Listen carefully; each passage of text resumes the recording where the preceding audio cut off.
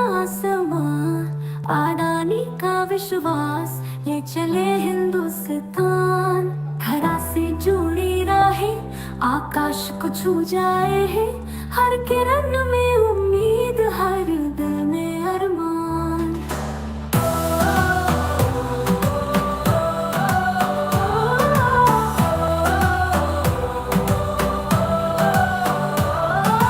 सूरज की रोशनी से रची नई कहानी, पवन के हर झोंके में है सेवा की निशानी। मिट्टी का है मन, ऊर्जा का सम्मान, मिलकर सजाए भविष्य, यही है पहचान। हरियाली की उड़ान, सपनों का आसमां, अडानी का विश्वास, ले चले हिंदुस्तान। धरा से जुड़ी राहें आकाश को छू जाए है, हर किरण में उम्मीद, हर दिल में अरमान।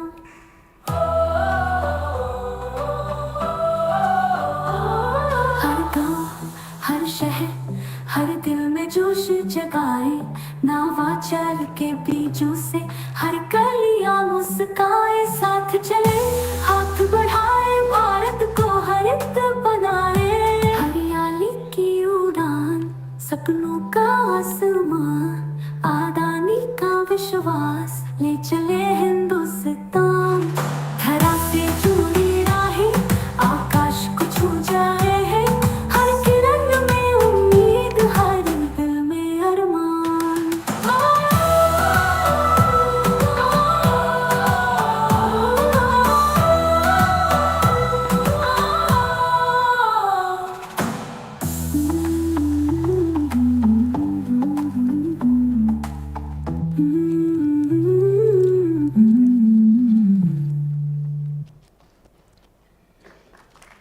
Well, hello and welcome everybody. It's wonderful to have all of you, and we're delighted to have our chairperson with us as well.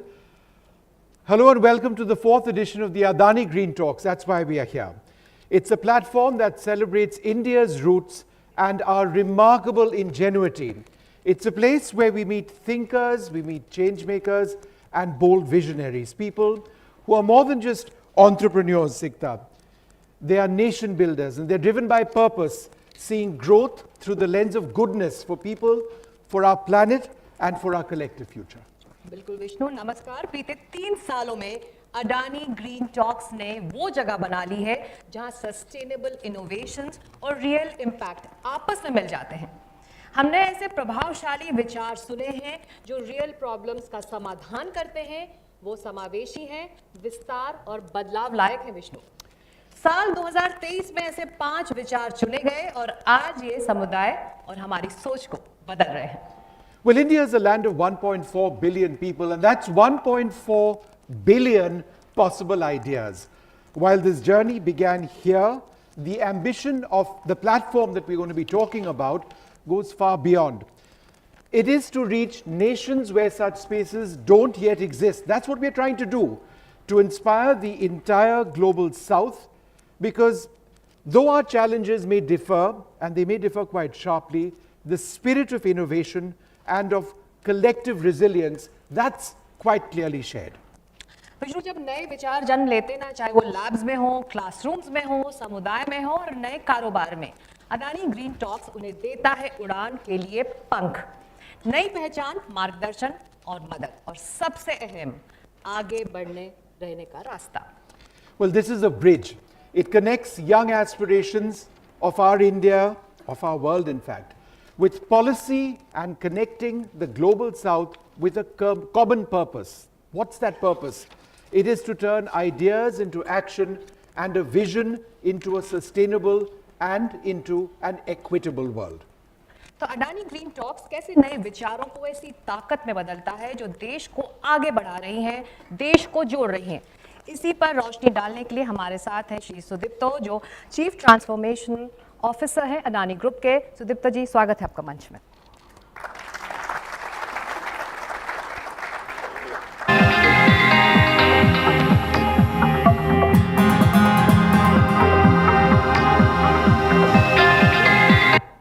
Okay, great. So, welcome. Chairman, family members of the chairman and distinguished guests. I'll have the chairman talk about who the distinguished guests are. But let me start off with a couple of stories to set context. How did Green Talks come about? It's about 10 years back that we were in the United States with the chairman, and we went to Yorktown to see IBM Labs. At IBM Labs, that was our first introduction to Watson. So we remember coming out after seeing the first signs of what AI could do, the chairman telling some of us who were with him that this is disruptive. What is it going to do to jobs?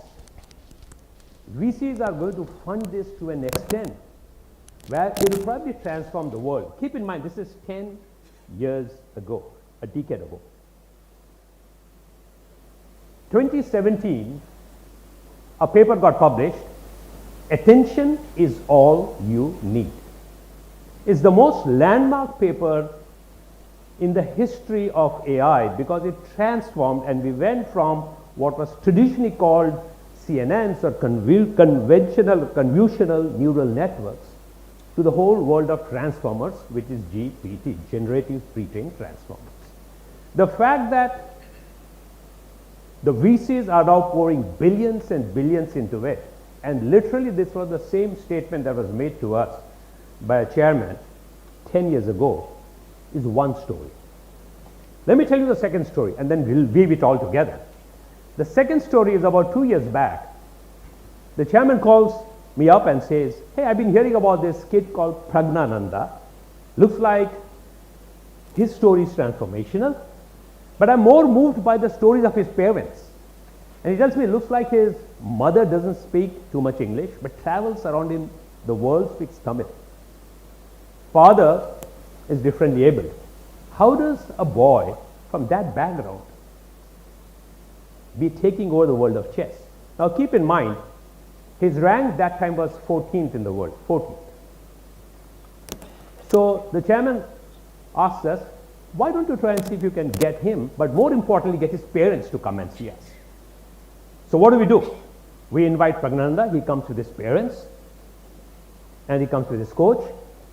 And after about an hour's discussion, the chairman asks him, what is it that you need? You tell me, what is it that you need? Not because you're asking me, but because I believe you can be an inspiration for our country, you can be an inspiration for all these children that look up to role models like you. His age at that time, 18 years.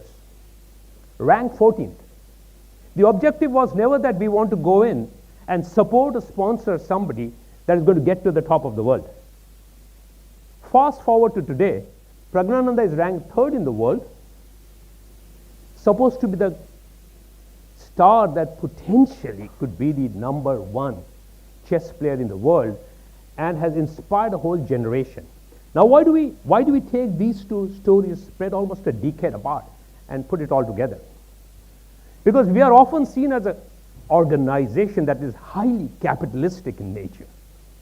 Whatever we touch, whatever we do, whatever businesses we get into, we become #1 in the nation. But what people forget is the social aspect of it. The social aspect, the way the family thinks, the way the chairman thinks. That at the end of it, India is a country of 1.4 billion people, and we need this platform. We need to have a social platform that touches the hearts and the souls and enables people across the entire nation. That was the nucleus, the genesis, the origination of this concept of what we call Green Talks. So, what did it translate into? The chairman spoke in 2021 October at the Global Tide Summit. It was in Hyderabad. COVID times, so it was all virtual, and we had 40,000 social entrepreneurs online. 40,000 social entrepreneurs. That's a staggering number. But the point is that was in October. After the summit, he told us, I need a similar platform where we can give voice. We can give voice to Indians, to Bharat. So people come from different parts of the country and be able to have them on stage. Go and make it happen. October 2021. December 2021 is when we do our first Green Talks. We call in 5 companies. A couple of them have done unbelievably well, and you will hear about it today when the chairman talks. But the entire philosophy of our Green Talks is to be able to build a community, a cohort, being able to pull all these companies together who come on stage and allow magic to happen. Innovation happens at intersections. The intersection of water technologies, the intersection of solar technologies, the intersection of AI. But innovation has got to have a heart in a country like India. That's why we get all the cohorts to be able to leverage the power of a community. Learnings multiply, cross-pollination happens, mutual ambassadorship seeps in because the community supports each other. And that's what we want. That's number one. The second point I want to make here is it's about purpose before profit. It's not that we seek to take equity investment in any of the companies, because that changes the whole equation. It changes the whole relationship that we have with the companies. So the objective is not to be able to take equity. The objective is to be able to build an ecosystem where capital is trust. We do give some grants, but that is for trust. But most importantly, it's about the impact. That's point number 2, why we put it together. Point number 3, Adani Group with multiple industries, ports, logistics, generation, transmission, distribution, mining, data centers, defense, you name it. We are in 17 different sectors. So there's not a sandbox like what we have in this country that allows all these social, innovative companies to come and test their solutions out. That's the power. We also don't just teach. We just don't offer platforms. We learn tremendously. Yesterday, when the chairman came in and met all this community that were together, the interaction was magic, and perhaps you will get to see some of the videos today on stage. Number 4, we have to be unapologetic about one fact, that Bharat, India today is the center of the world. We got to believe in it. Our chairman believes in it. We as a company believe in it. Nation building, growth with goodness is our motto. It's about a philosophy, and we are not shy about stating it with absolute clarity and absolute boldness.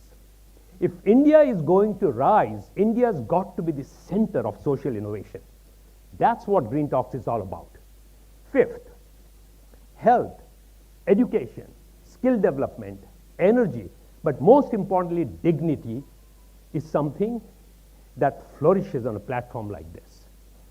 When the chairman on his 60th birthday said, the family will put in 60,000 crores to be able to develop health, education, and skills.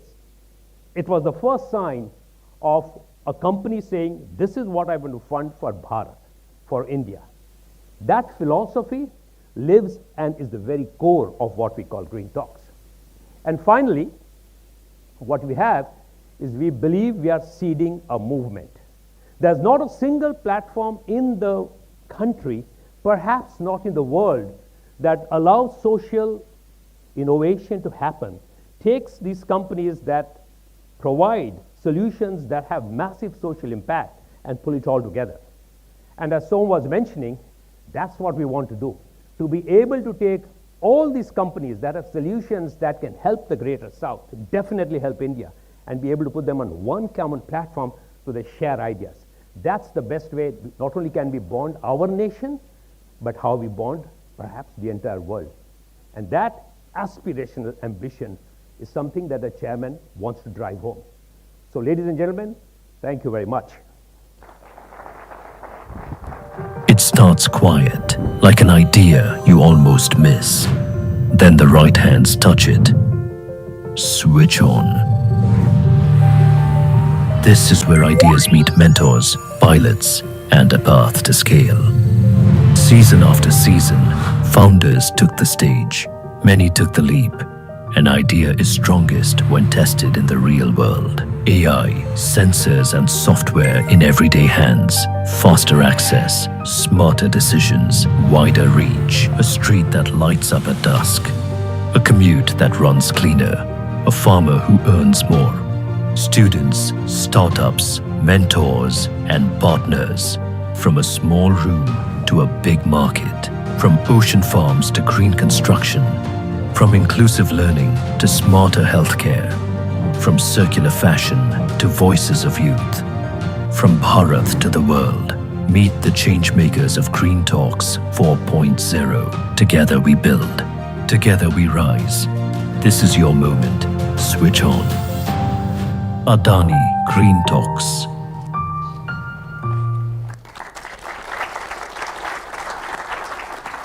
Well, ladies and gentlemen, at the heart of the Adani Green Talks is the conviction that growth and goodness can go hand in hand. To share his vision on how this journey is shaping India and inspiring the world, we are honored to welcome the chairperson of the Adani Group, Shri Gautam Adani. Sir.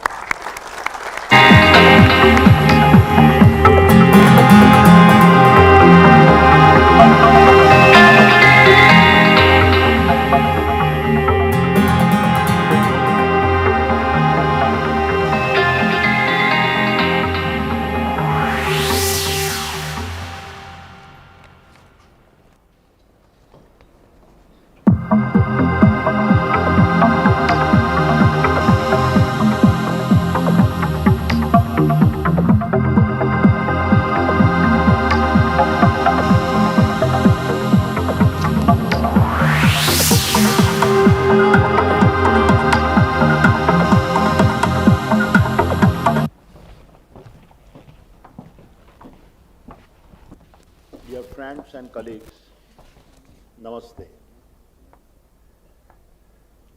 I am delighted to welcome you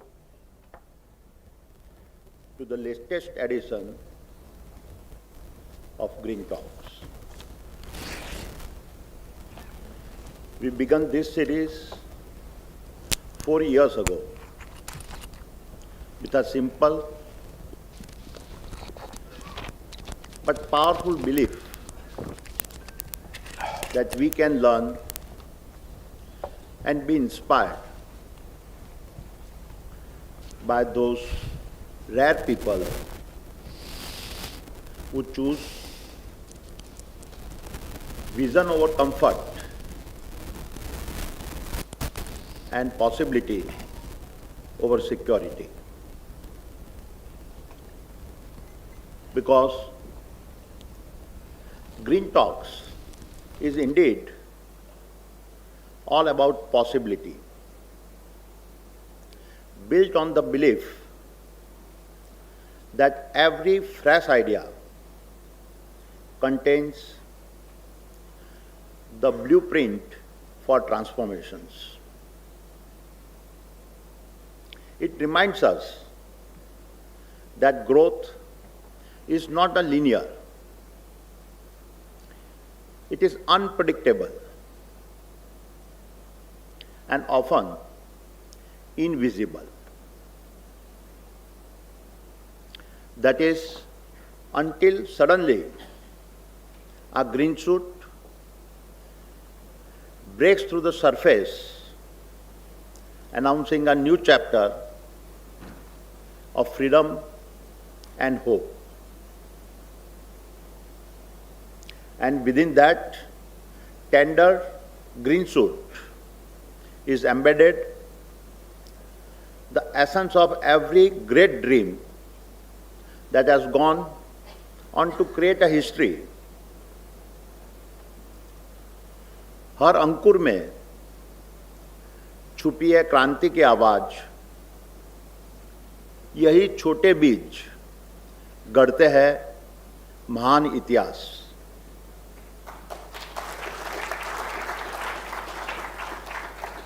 As an entrepreneur, I know firsthand what it means to dream. After all, it is only the dreamers who dare that leave marks even history cannot erase. But even within the many entrepreneurs I meet, those that humble me the most are the social entrepreneurs.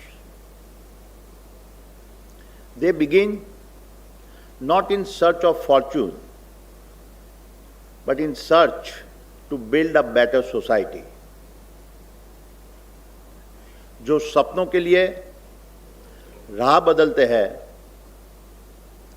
वही इतिहास की रेखाएं गढ़ते हैं. My dear friends and colleagues, in just 3 editions of Green Talks, hundreds of dreams have been evaluated and 15 remarkable companies have shared their visions on this very stage.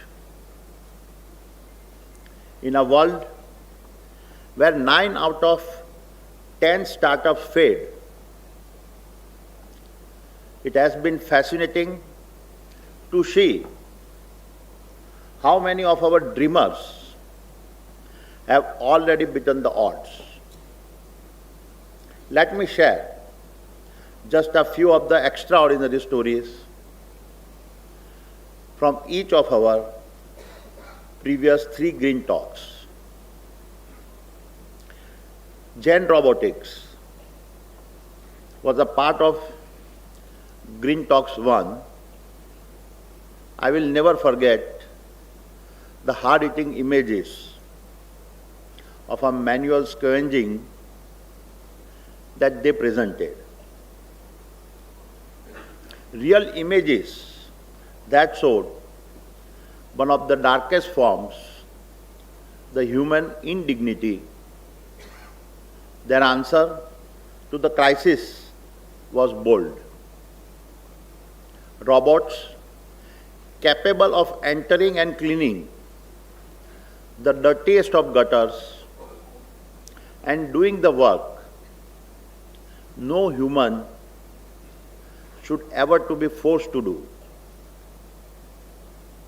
From that beginning, they have now grown to deploy over 300 robots across 21 states, freeing thousands from these degrading practices. Today, Gen Robotics, having profitably grown 250% since Green Talks 1, plans yet again to double its revenue, aiming for rupees 100 crores. They now stand at the forefront of India's National Namaste Mission, aiming to end manual scavenging once and for all.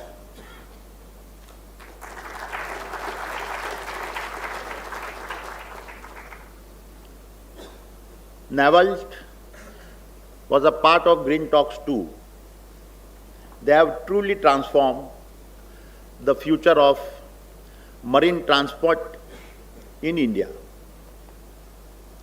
From launching Indra, the nation's largest solar electric ferry, to Barkuda, a high-speed defense vessel, and now expanding their Marshall fleet, sailing across 9 states.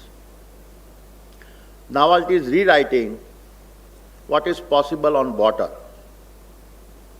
Since Green Talks 2 in 2023, they have doubled revenue every single year, possibly delivering the lowest cost of a public transport in the world. Already profitable, their solar ferries operate at just 4 paisa per passenger per kilometer. Navalt has indeed redefined how the sun and water interface. Marut drones was a part of Green Talks 3. What they build is often seen as an aerial equivalent of a tractor and helping create a new class of agri-entrepreneurs. The company has already raised over rupees 50 crores, scaled to 3,000 units annually, and nurtured over 500 drone entrepreneurs. One striking example is the drone Didis of Kashi, where 9 women from Varanasi together spread 2,600 acres and on over rupees 3.5 lakhs in just 10 months.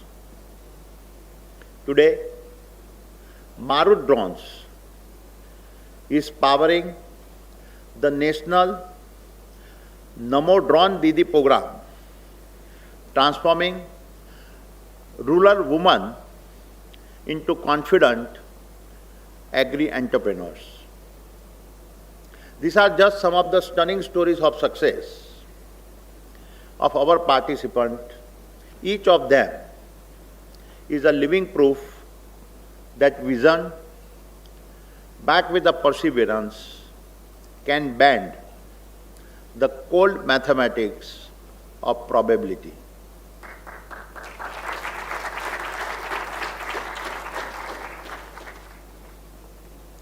We want each of the Green Talk participants to see the Adani Group not just as a company, but as a vast sandbox of possibilities, a place where your ideas can be tested, your solutions refined, and your ambitions elevated.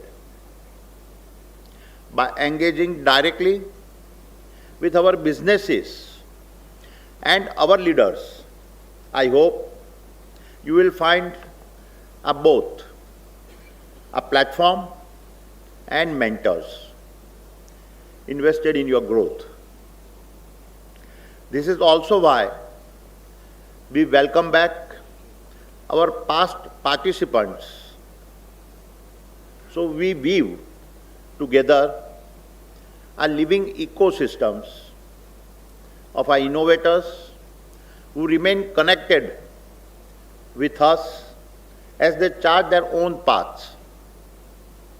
Our objective is simple: to stand beside you, to open doors, and to do our best to support the journey you take. My dear friends and colleagues, last evening I had the pleasure of meeting some of this year's participants, along with many familiar faces from the past 3 years of Green Talks. Standing among so many confident young entrepreneurs was absolutely energizing.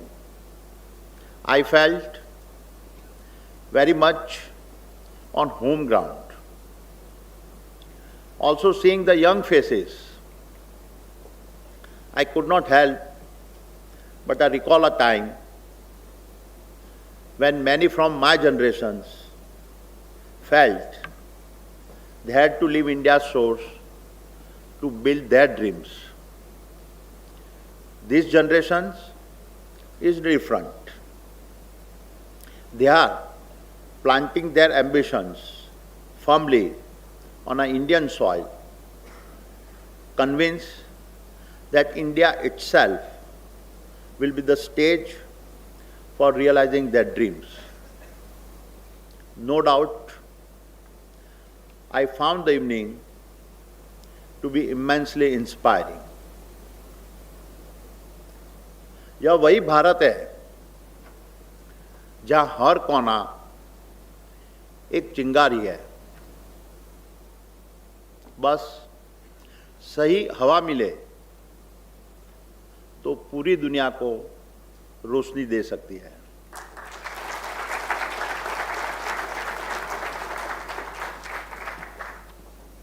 And that realization forces me to reflect. It is a reminder of our shared responsibility to search out the brightest minds across our vast nation and prepare India to be ready for its second freedom struggle. Not a fight for independence for a foreign rule, but for independence in a technology and a social innovations that uplifts every community, bridges divides, and strengthens the very fabric of our democracy. This understanding is reshaping the concept of green talks. And so, beginning this year, we have extended our search so that every entrepreneur in India, whether it is a fisherwoman on Odisha's coast, turning discarded nets into a fashion clothes, or Ladakhi engineer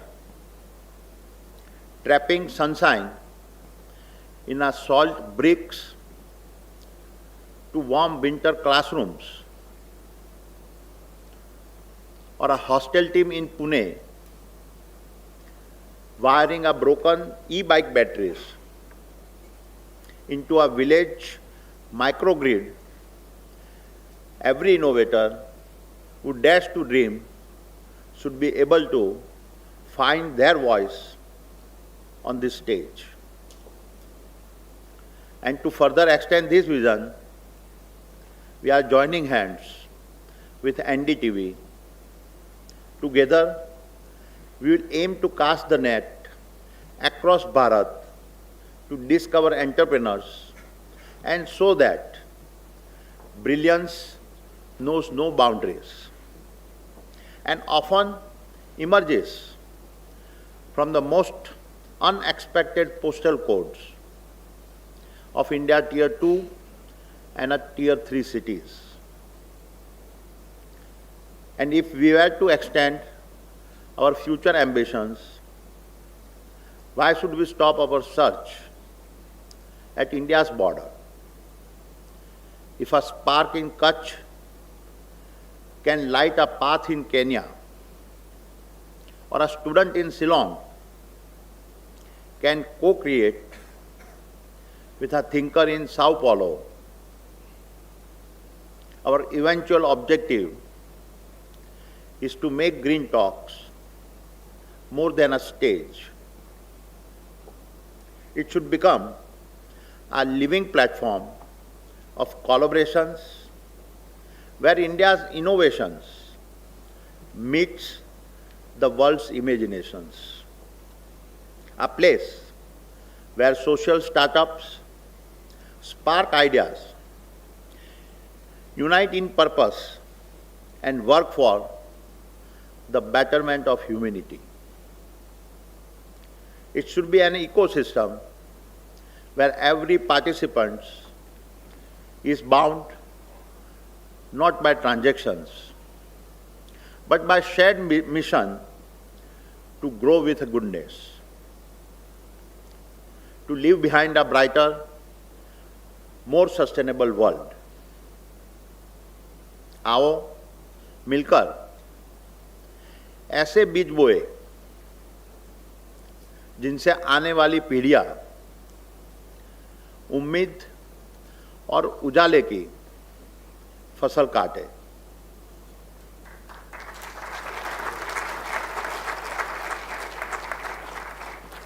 And so we warmly invite like-minded partners and dreamers to join hands with Adani and bringing this vision of social co-innovations to life.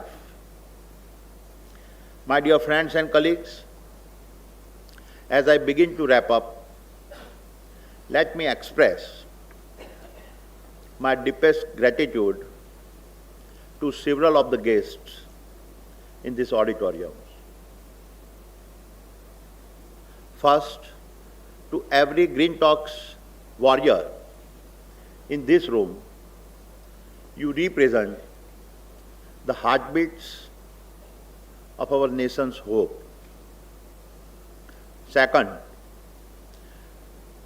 to the founder veterans of our Green Talks who have returned today, you are a proof that belief is immortal. Third,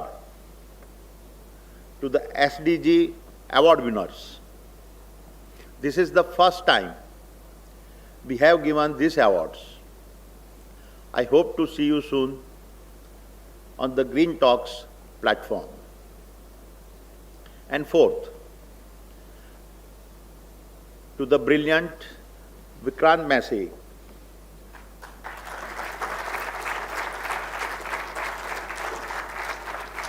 whose 12th fail is more than a film.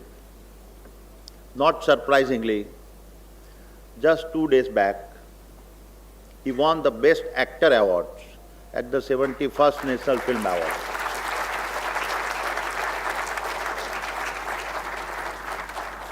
Vikrant represents the seed of hope planted in the hearts of millions of young Indians.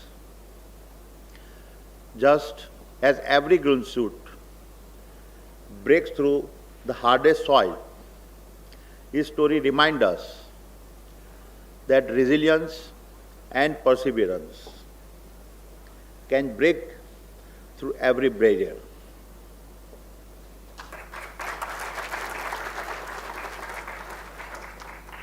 And finally, to an extraordinary legend, Padma Vibhushan Dr. Krishna Ella.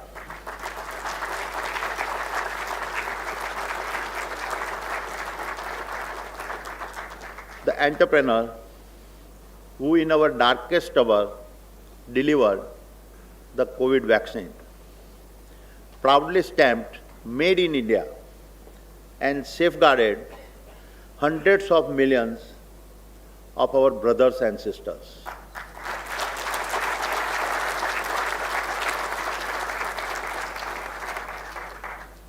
Dr. Ila, your inspiring journey is a reminder that visionary entrepreneurships by an individual can indeed impact the fate of a nation.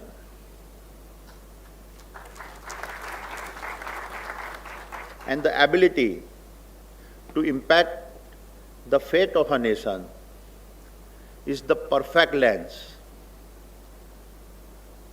through which to view everything you will hear today. 5 extraordinary journeys, entire lives of a tenacity and greed, distilled into just 12 minutes with the possibility to transform our social innovations. जितनी गहराई से हम भीतर की शक्ति पहचानेंगे, इतनी ही ऊंचाई से समाज को नई राह दिखाएंगे.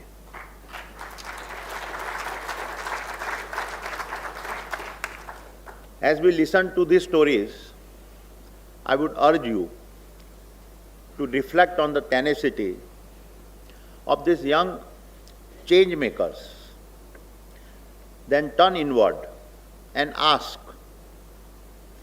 how can each one of us individually help Green Talks grow? Not for personal glory, not just for our organizations,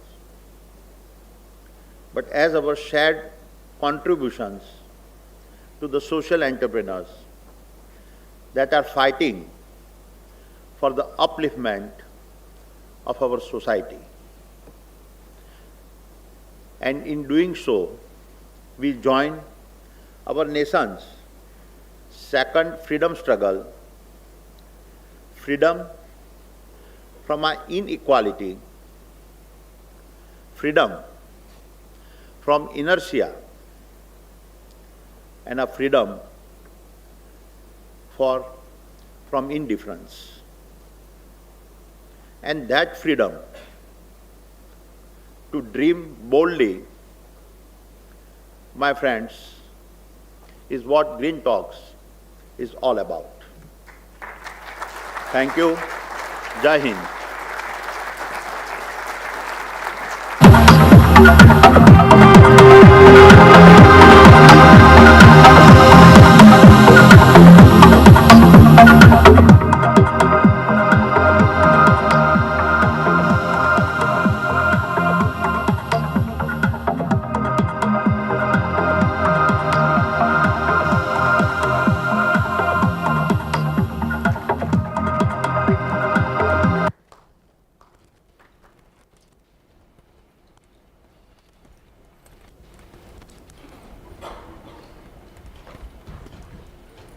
Thank you, Chairman Sir, for those inspiring words and for setting the tone for today's conversations. Bharat को नया आधार और दिशा देने और दुनिया को प्रेरित करने वाले इस सफर पर अपने विचार साझा करने के लिए आपका बहुत-बहुत धन्यवाद. With that vision in mind, it's now time to begin what lies at the heart of the Adani Green Talks, hearing from social entrepreneurs themselves. बिल्कुल, ये वो इनोवेटर्स हैं जो बोल्ड आइडियाज को हकीकत में बदल रहे हैं. तो आइए शुरुआत करते हैं फर्स्ट टॉक से. Well, we've got a fantastic group over here, but Sikta? जी, और अब हमारे साथ अक्षता और बॉनी हैं. इन्होंने मिलकर ट्रेसल लैब्स की शुरुआत की, जिसने कीबो नाम से असिस्टिव टेक्नोलॉजी प्लेटफॉर्म बनाया है. This platform digitizes, it translates and converts content into audio to enhance accessibility for people with visual impairments.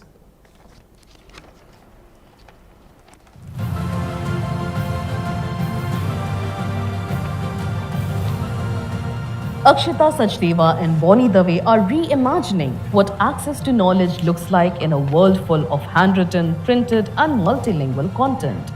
They are the co-founders of Trestle Labs, which has developed Kibo, an assistive technology platform that digitizes, translates and creates audio content, making the various materials accessible for visually impaired individuals. Which allows visually impaired users to read any printed, handwritten, even digital content in audio in real time in the language of their choice. And today we support not just Indian languages but 60 global languages, which includes 15 Indian languages as well as other Asian and African languages.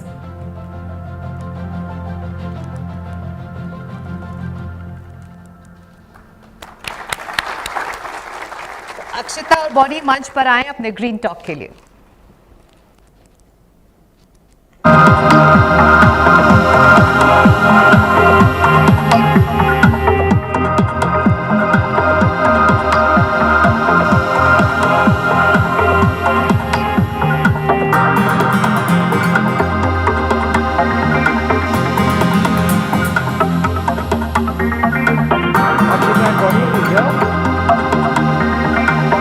There you go.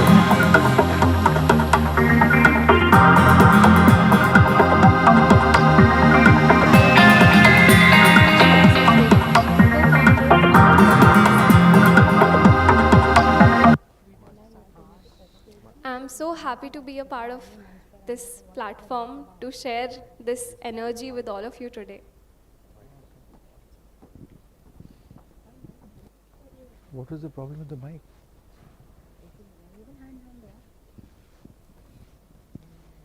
Before I begin, We I announced would the like to guest. show The you guest all came 1 something. minute late. What you see on the screen right now is exactly what almost all persons with blindness and visual impairment see every single day. When I realized this, as a third-year college student in computer science, I built a little hand glove which has obstacle detection sensors on the wrist, and it could give you a little vibration when a visually impaired person tries to move around. It has a camera on the index finger, so you could just point anywhere and it would read and describe things for you. Honestly, for me, it was just a college project until I met this young boy in one of the blind schools in Delhi. He used this little glove prototype of mine and he called his dad back home. He said, "Dad, ethe scientist aaye ne, sade sareyan vaste gloves banaye ne. Some scientists have come to my school and they have built gloves for all of us." I read the first newspaper of my life independently today. I moved around the school on my own. He was super excited. He turned back to me saying, "Didi, when can I get this?" Honestly, I did not have any answer to his question back then. But his question hit me here. And I decided this is something that I need to find an answer to. And that quest took me to this place in Nashik called Digital Impact Square, which is a social innovation center where they cherry pick socially motivated individuals to solve social problems with technology. That's where I found my co-founder Bonnie, who shares the same passion and purpose as I do.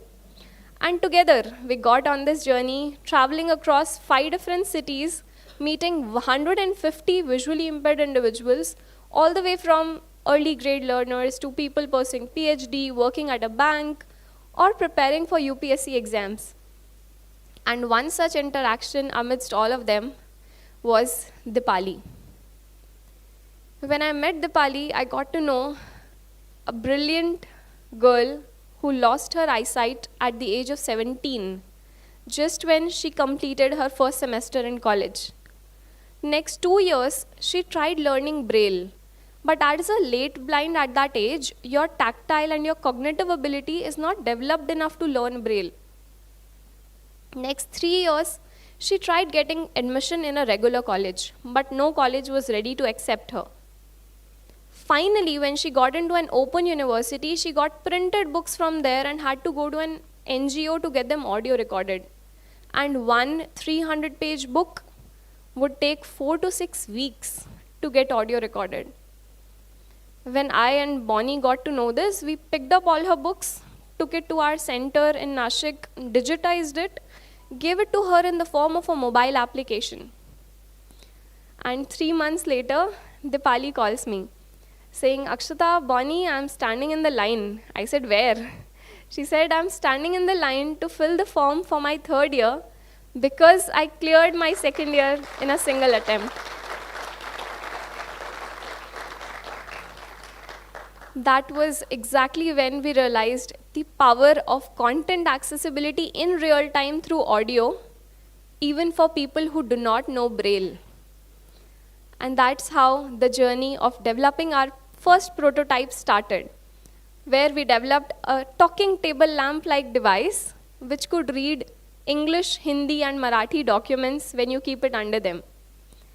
We tried different iterations. We tried it across different users. And finally, we launched it on 4th of January 2018.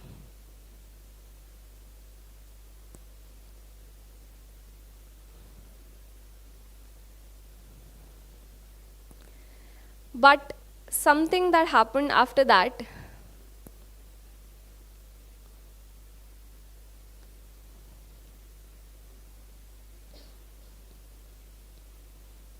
So this is the launch photograph when we launched it on 4th of January 2018. After the launch, there was no looking back.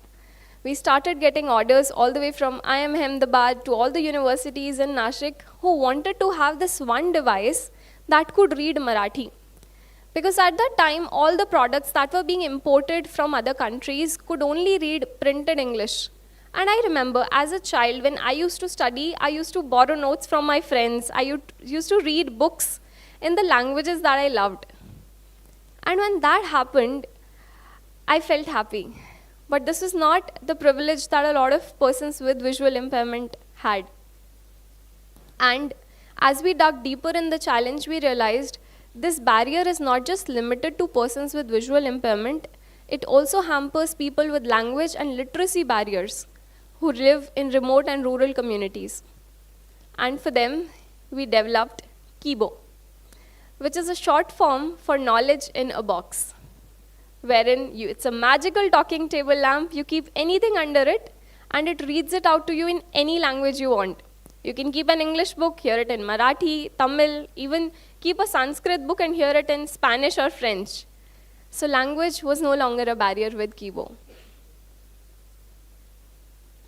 Over the last 7 years, we have empowered 750 plus institutions, empowering 200,000 plus visually impaired individuals across 25 different countries while being bootstrapped and profitable.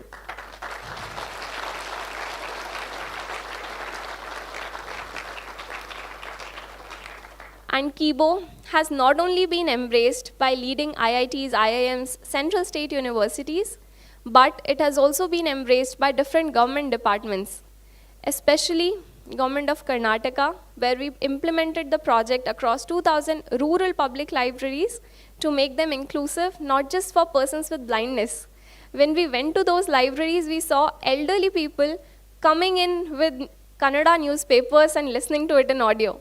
Younger children coming back from school, and they would come to the library, pick up an English book, hear it in Kannada. And that was the power of inclusion that we felt. And this project has also been implemented with the Maharashtra government across multiple universities in Maharashtra. We also did a recent implementation in Arunachal Pradesh to make all the schools and NGOs inclusive in Arunachal Pradesh, and implementing it across 32 districts in Tamil Nadu as well. And I can't forget the experience that we had in Delhi with the inclusive schools there. And I'm so proud and happy to share that Kibo has also been implemented at the Indian Parliament Library. And I was fortunate enough to share our vision and mission at a national level by meeting the Honorable President and Prime Minister of India last year on Republic Day as well.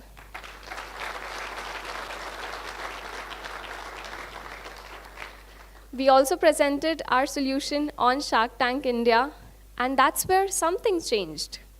While this definitely helped us broaden our impact footprint in the education and government sector, we were actually seeing a lot of requests coming from corporates, banks, insurance companies, companies who wanted us to extract data from Indian language handwritten documents, your handwritten prescriptions for medical insurance. And that's when we built Kibo as an engine to transform any unstructured, handwritten, printed, multilingual documents into structured data. So whether it's a medical prescription or whether it's a Marathi document, which is a service book of an employee, to directly be imported in an eHRMS platform, or when you talk about the Lok Sabha debate from 1952 being translated from Hindi and Urdu to English, all with Kibo, and the ability to translate, transcribe video content across different languages. Kibo could easily also transform any PowerPoint presentation into an audio described PPT for all visually impaired individuals. So they have access just like how we all do.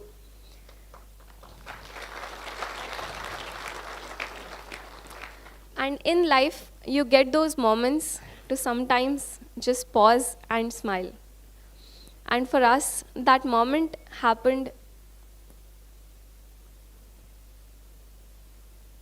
on last Tuesday, when one of our users, who is an IAS officer, IAS Ayushi, who was featured on Kaun Banega Karodpati, where she came in, and when Amitabh Bachchan asked her, hey, Ayushi, your work as an IAS officer, do you always need an assistant?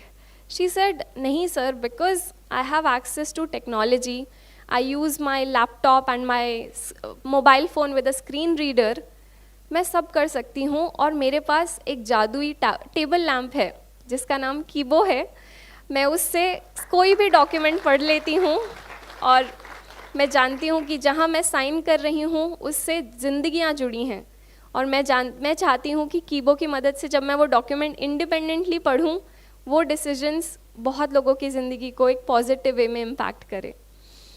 And इसी के साथ मैं आपको बताना चाहूँगी कि ये हमारी टीम है, कीबो की टीम, जो बहुत passionately works together to make education and employment inclusive for everyone. And I am not sure if you spotted Deepali in this, the girl because of whom this entire journey started for us, who inspired us to be on this journey. Dipali, after completing her graduation, joined us in November 2022. And when Dipali joined us, we asked her, Dipali, what's your dream? She said, Akshata, my dream is to buy a home for my parents because they live in a rented home right now.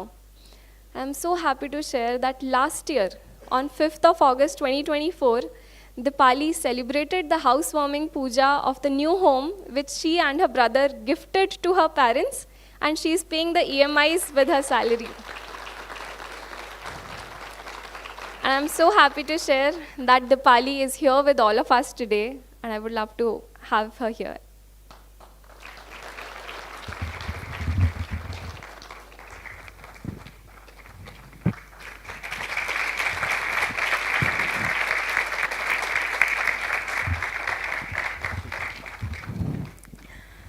नमस्ते, मैं वही दीपाली हूँ जिसके बारे में अभी अक्षता ने बात किया।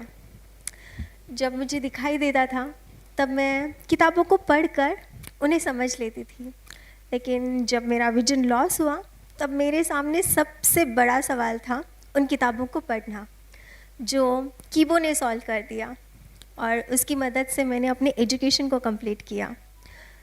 बचपन से मेरा सपना था कि मैं अपनी एजुकेशन कंप्लीट करके ऑफिशियल जॉब करूं, जो अपॉर्चुनिटी मुझे ट्रेसल लैब्स ने प्रोवाइड किया है। टेक्नोलॉजी बहुत आगे बढ़ गई है। मैं वैसे ही लैपटॉप यूज़ करती हूं जिसे आप सब लोग यूज़ करते हैं, लेकिन स्क्रीन रीडर की मदद से। वैसे ही स्मार्टफोन यूज़ करती हूं जिसे आप सब लोग यूज़ कर रहे हैं, लेकिन टॉकबैक की मदद से। पर्सन्स विद डिसेबिलिटी कोई भी काम कर सकती है, जैसे आप सब लोग अभी कर रहे हैं। इन द केस अगर कोई हार्ड डॉक्यूमेंट कॉपी मुझे रिसीव होती है तो मैं इमीडिएटली कीबोर्ड से स्कैन करके उन्हें पढ़ लेती हूँ। आज इस मंच से मैं यही कहना चाहती हूँ कि हमें सिंपैथी की नज़रिए से ना देखा जाए, हमें अपॉर्चुनिटी दिया जाए, और जो अपॉर्चुनिटी मुझे ट्रेसल लैब्स ने प्रोवाइड किया है और जिसकी वजह से मैं आज अपने सपनों को पूरा कर पाई हूँ। लेकिन सपने तो सबके होते हैं ना, बस हमें एक अपॉर्चुनिटी दीजिए, हम ज़रूर करके दिखाएंगे।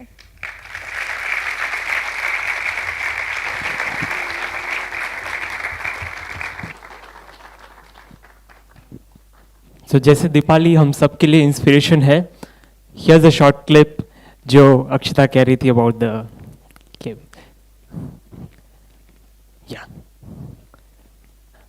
can we play this?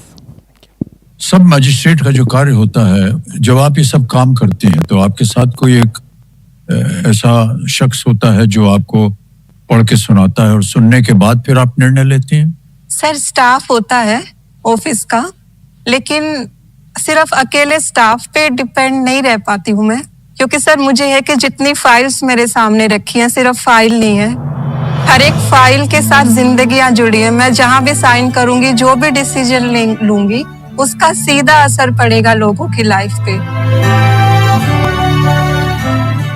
तो मैं टेक्नोलॉजी की हेल्प लेती हूँ सर।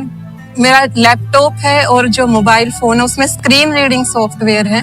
सेकेंडली सर, कीबो नाम की एक डिवाइस है जो टेबल लैंप जैसा दिखता है। उसमें ये क्षमता है सर कि वो 18 लैंग्वेजेस इंक्लूडिंग हैंड राइटिंग वो पढ़ देता है स्कैन करके।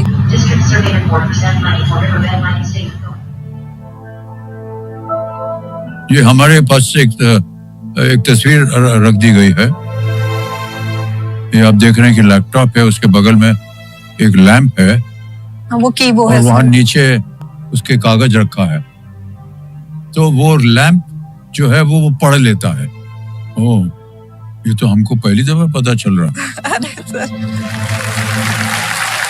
Thank you so much Yes, everyone, Anu. for your time.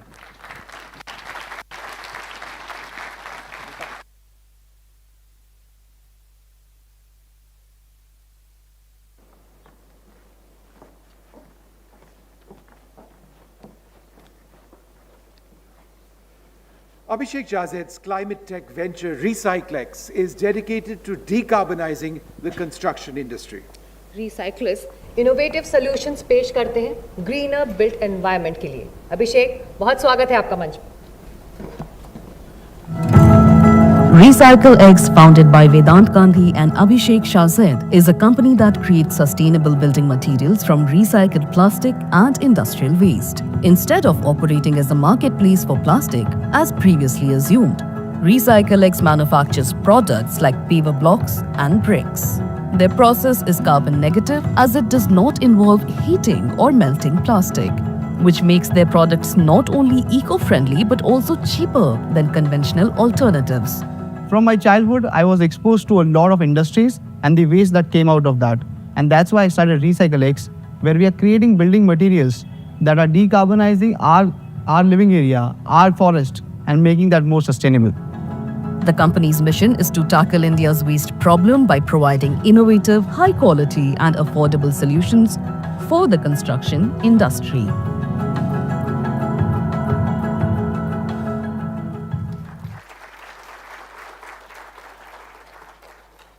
Abhishek, do join us.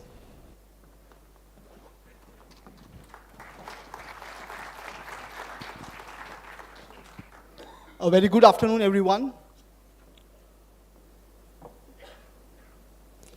We all have heard the phrase that we live in a concrete jungle. Concrete is the backbone of our civilization.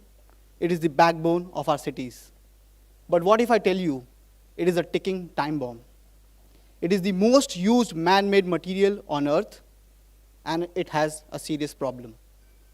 When I see a building, I don't see the place where we live or work. I see a big monster consuming our natural resources and breathing out carbon dioxide. If we don't do anything about it, we'll be facing a problem which is the biggest, called climate change.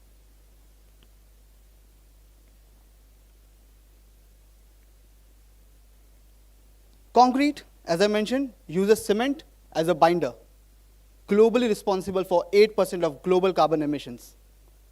Apart from that, it is using 10% of our water, fresh water. And finally, because it has no value at the end, it leaves a lot of waste ending up in our landfills. On the other hand, India is the fastest growing economy in this world. We are the second largest producer of steel and coal. These two industries leave a lot of waste, around 200 million metric tons every year. Now this site is across India, where the industrial waste, because of ineffective waste policies and no solution where it can be used as a value-added product, is the real image.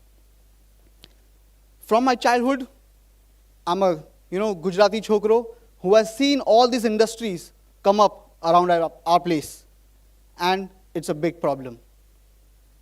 Good afternoon, everyone again. I'm Abhishek Shahzad, co-founder of RecycleX, and we started this with a mission to solve this problem, to solve India's climate problem, the industrial waste problem, and to mitigate India's 1% carbon emission. We came up with a solution called eco-concrete. So what eco-concrete does is basically eliminate the cement inside concrete.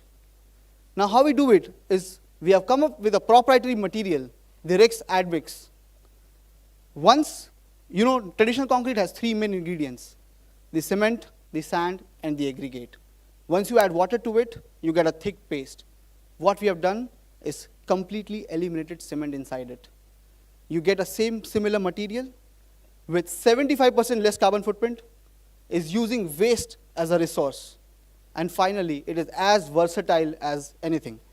It is compatible with all the standards out there, and it can be made in the same machine that we are using right now. To give you context, eco-concrete is as good as the traditional one in density, in strength, in flexural strength, but there are three major benefits that we have.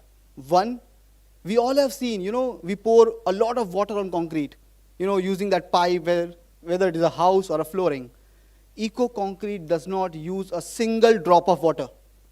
So we save around 80% of water that goes after the concrete is made.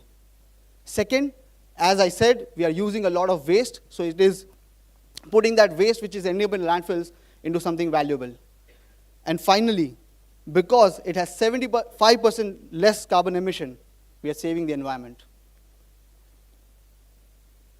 To give you context, any material made from that has less carbon emission, saves a lot of waste and water, and is completely recyclable. To give you an idea, we started with the product called brick, which is basically the backbone of India.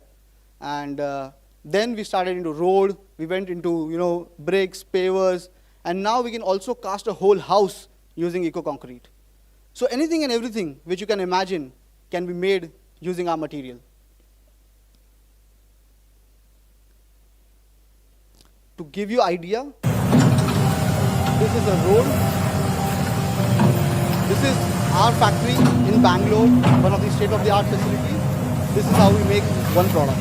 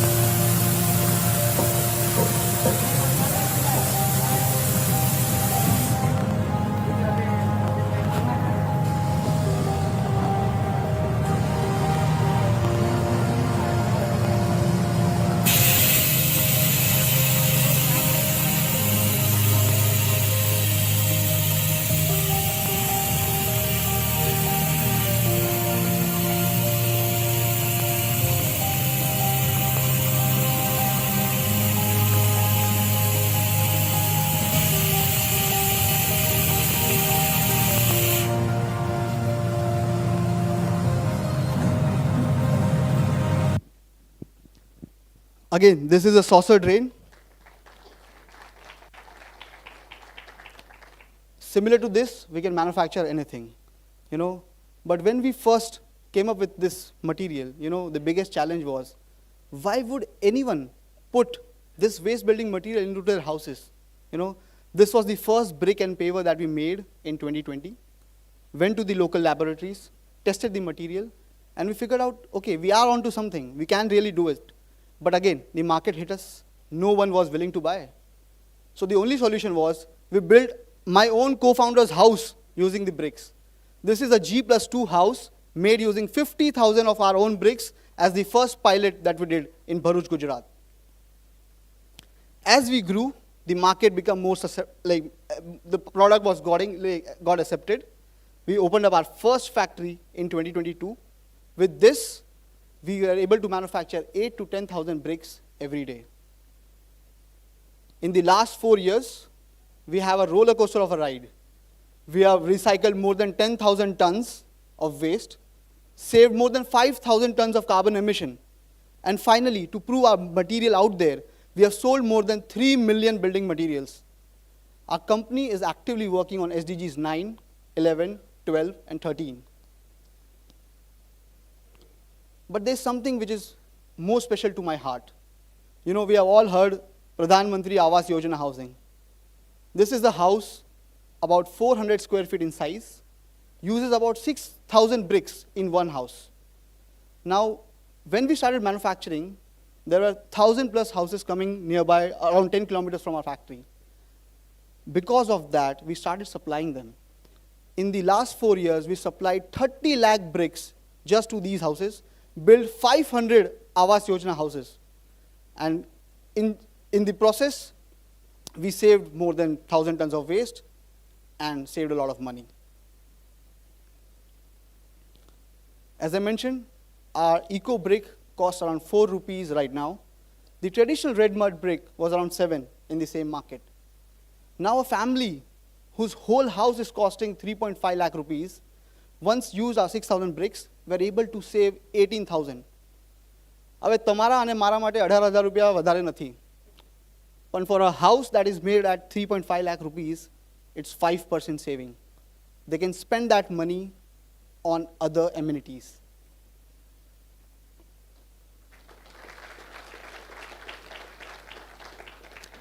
In the last 4 years, we have done a lot of installations from Kashmir to Kanyakumari. This is India's first concrete road which is completely cementless. We did this in Bangalore at KV Army Public School. This is a public road that was done this year, has been performing well for the last 6 months. Again, we have done a lot of other installations from, as you can see on the left, the road was completely gone. Now we have done it with eco pavers, and it looks like a resort, actually. We have done installations at Kargil at 20,000 altitude. We have done high-rise buildings. We have done industrial parks. We have done rural development. We have done urban development. On the extreme left, there's a Gujarat Electricity Board building. In this building alone, we have installed 5 lakh bricks of ours. Again, saving tons of waste and carbon dioxide.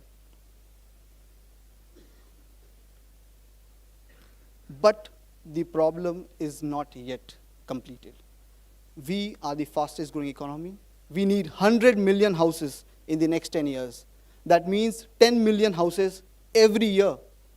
We need urban development, faster roads, and faster construction. I feel that we have just started a mission. And I feel precast is the real solution to our urban infra need. And with eco-concrete as the backbone material and precast as the technology, I think that is the real solution. And that's where what we have done is, we are not pushing this alone.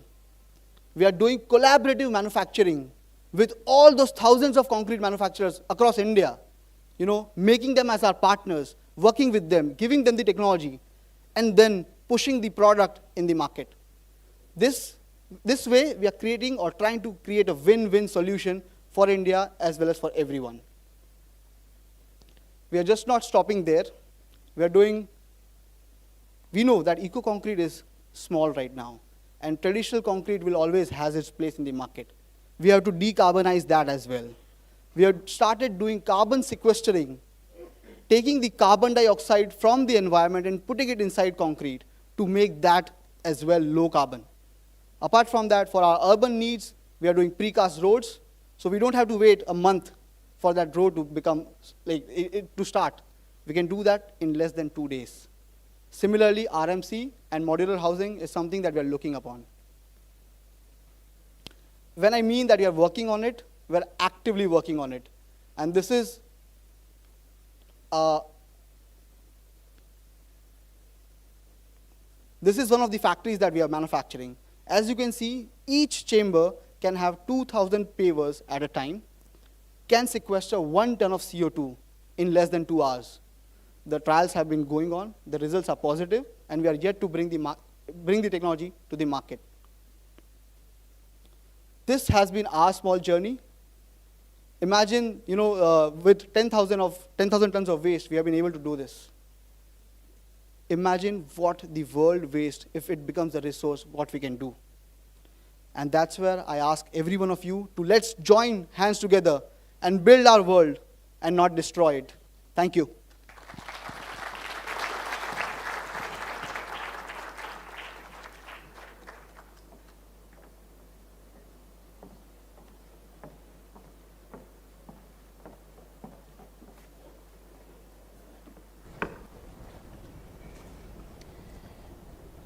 Thank you, Abhishek. That was an inspiring work and a story. अब बढ़ते हैं विष्णु अगले नाम की तरफ। Manoj सांकर NemoCare wellness का नेतृत्व वो करते हैं, जो नवजात शिशु और मैटरनल हेल्थ केयर में एक आधुनिक इनोवेटर है। That's right, their flagship device, it's called NemoCare, is specifically designed for emerging markets. It plays a vital role in preventing avoidable deaths, and that's so important. In the process, it saves countless young lives.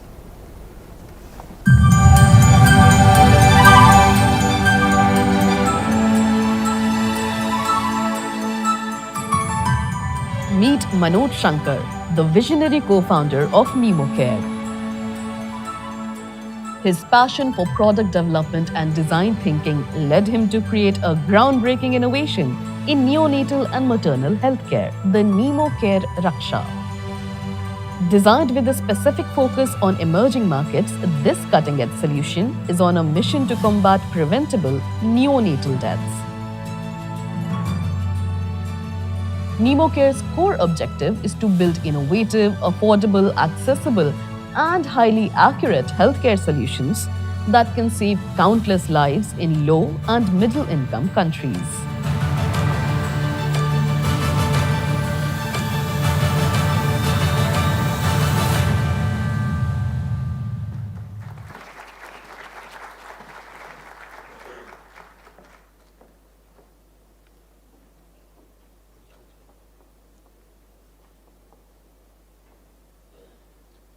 For a moment, I want you to imagine that you and your spouse have given birth to a baby little girl. She's born at 28 weeks, a little premature, but nothing to worry. You have access to the best of care, and she has a 98% chance of survival. She would go on to survive and thrive, and you would have a lifetime of memories with her.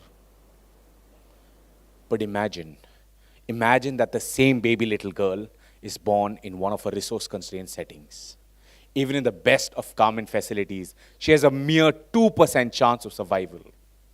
Even worse, the nurse would ask the mother to come and check if the baby is alive every single hour. This is a sad reality for 8 million clinically low birth weight babies that are born in our country every single year. They're susceptible to a number of life-threatening conditions like apneas, hypothermias, and respiratory disorders. We lose 400,000 of these newborns each year.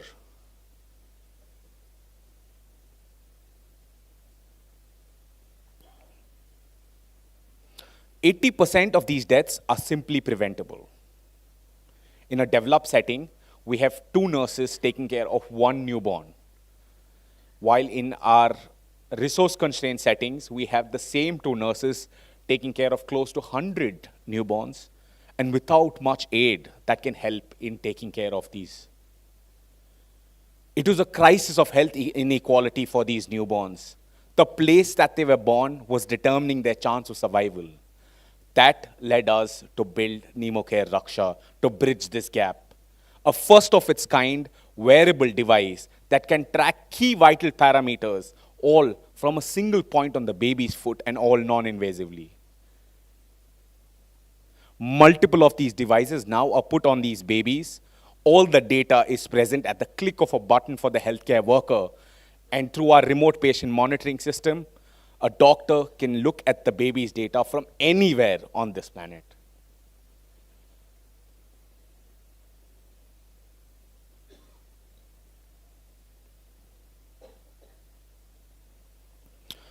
We augment clinical hemodynamic monitoring for the newborns using our wearable device. And using our clinical decision support system, we give trends to be tracked and risk scores so that the resources can be optimized for the nursing staff that is there. But what excites us most is our AI engine that allows to predict much before any kind of illness is identified in these newborns.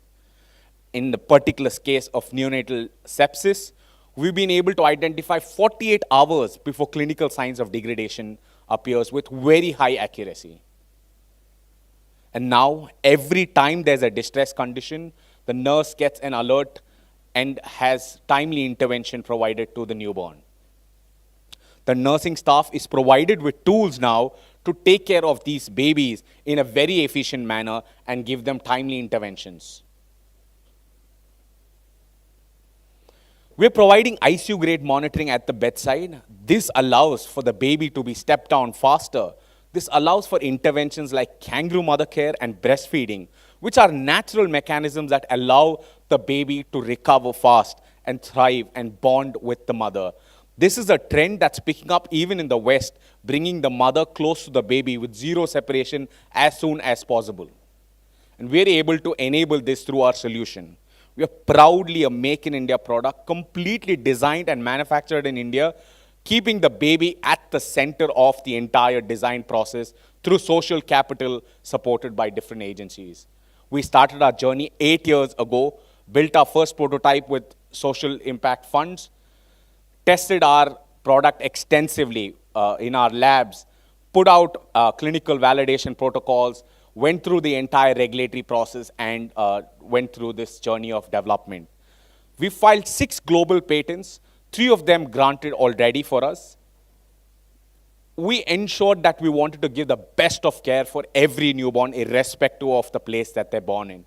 We validated against the gold standard in one of the top corporate hospitals in our country, went on to do several studies for validation and publish our results in peer-reviewed journals so that we ensure we give only the best of care for our newborns. And when we are introducing a digital technology, many of the healthcare workers were using a digital platform for interfacing with this for the first time. We had the responsibility to do extensive usability and acceptance studies. We partnered with the Indian Institute of Public Health, Gandhinagar, where we iterated several times on the product to ensure that our best version was out there. We've deployed our product across 6 states in India and have touched the lives of 35,000 plus newborns to date. And we are grateful to our CSR partners who have enabled this journey for us. A big thank you to our global funding agencies who have fueled our innovation and have brought us to this stage today. We started this journey 8 years ago through a rigorous clinical immersion process out of the Center for Healthcare Entrepreneurship at Hyderabad. With able mentorship, we've shadowed doctors across the country, ensured everyone's need inclusively was taken care of, and we built this product. We built champions across the country, presented the product at the Indian Academy of Pediatrics, NeoCon, where doctors loved our product and we had champions. This is one of our champions from Hyderabad, Dr. Laramiro, who is at the forefront of saving newborns on a daily basis. We have her talk about our product. Laramiro, Professor of Neonatology. To talk about NemoCare device, I think it's an ideal device for a setup where the human resource is definitely a crunch and the baby needs constant monitoring. There's constant monitoring of heart rate, respiratory rate, SpO2, temperature, and they record it as a trend over specified time. And the data is actually captured on a screen, which we can actually look back in the last 1 hour, and that helps us in predicting picking up any disease very early before even the major changes that occur. So it can't wait until the heart rate falls, or the trends would be very, very important in picking up cases of sepsis and to monitor apnea. So picking up apnea even before the baby actually becomes sick for more than 20 seconds and getting cynosed. So it gives an alarm that we know that baby is going to be sick now. So this further helps us in monitoring even for the cardiac, respiratory and the temperature status, and a useful device for apnea and sepsis. So this should be a great device in a majority of NICUs, because whatever it is human, I think human errors will be at least cut down, because definitely these machines are going to supplement our care in newborn, and I think it's a great device. So I think we should use more of this device. Thank you so much.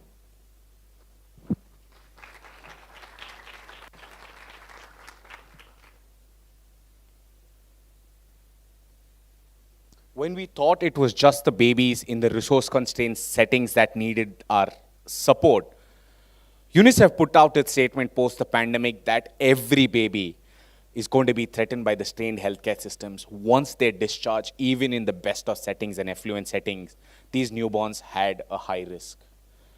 That gave us an opportunity to build and package what we had built for the hard-to-reach places. It was built so robust that with the help of a digital interface, we were able to provide home care. What this enabled for us is a one-for-one, where for every newborn that's taken care of in affluent setting, it is our pledge to ensure that care is provided for a newborn in a hard-to-reach setting, and that ensured sustainability of our models. We shared our journey with the country, and we got great amplification of our journey through the Shark Tank journey. We're at the forefront of digital health.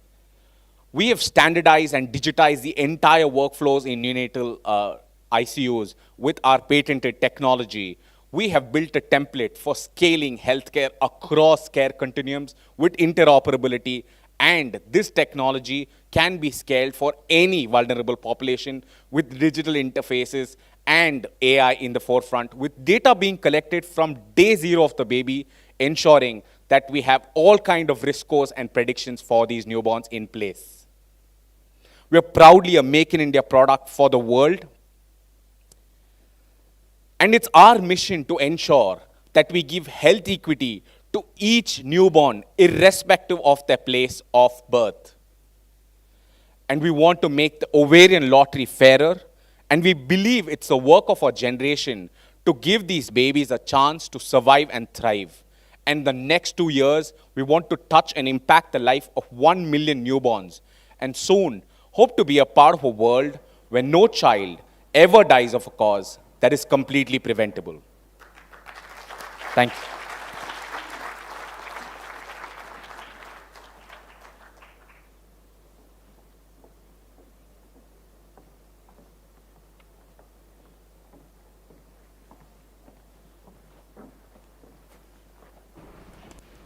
Well, we're going to move on and meet more of these wonderful people who've been innovators, they've got ideas, and they really are such an inspiration. Soumya has pioneered mechanized ocean-based tropical seaweed farming at C6 Energy. Now, that's quite a mouthful. I'll try and explain. This company has created a fully integrated system from cultivation to producing sustainable end products, products like fertilizers, bioplastics, and biofuels as well. बिल्कुल, और अब स्वागत करते हैं सौम्या बालेंद्रन का अगले green talk के लिए. Saumya.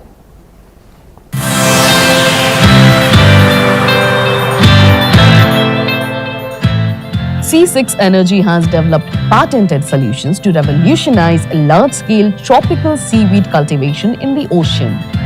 This process from cultivation to end products enables a sustainable tropical blue economy.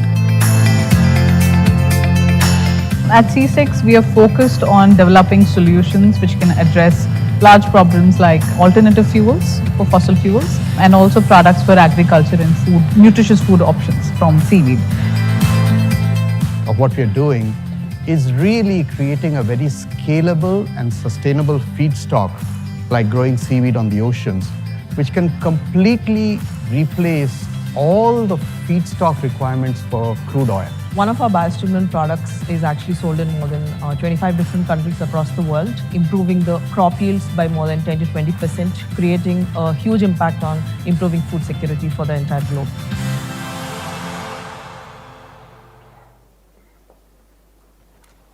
Soumya.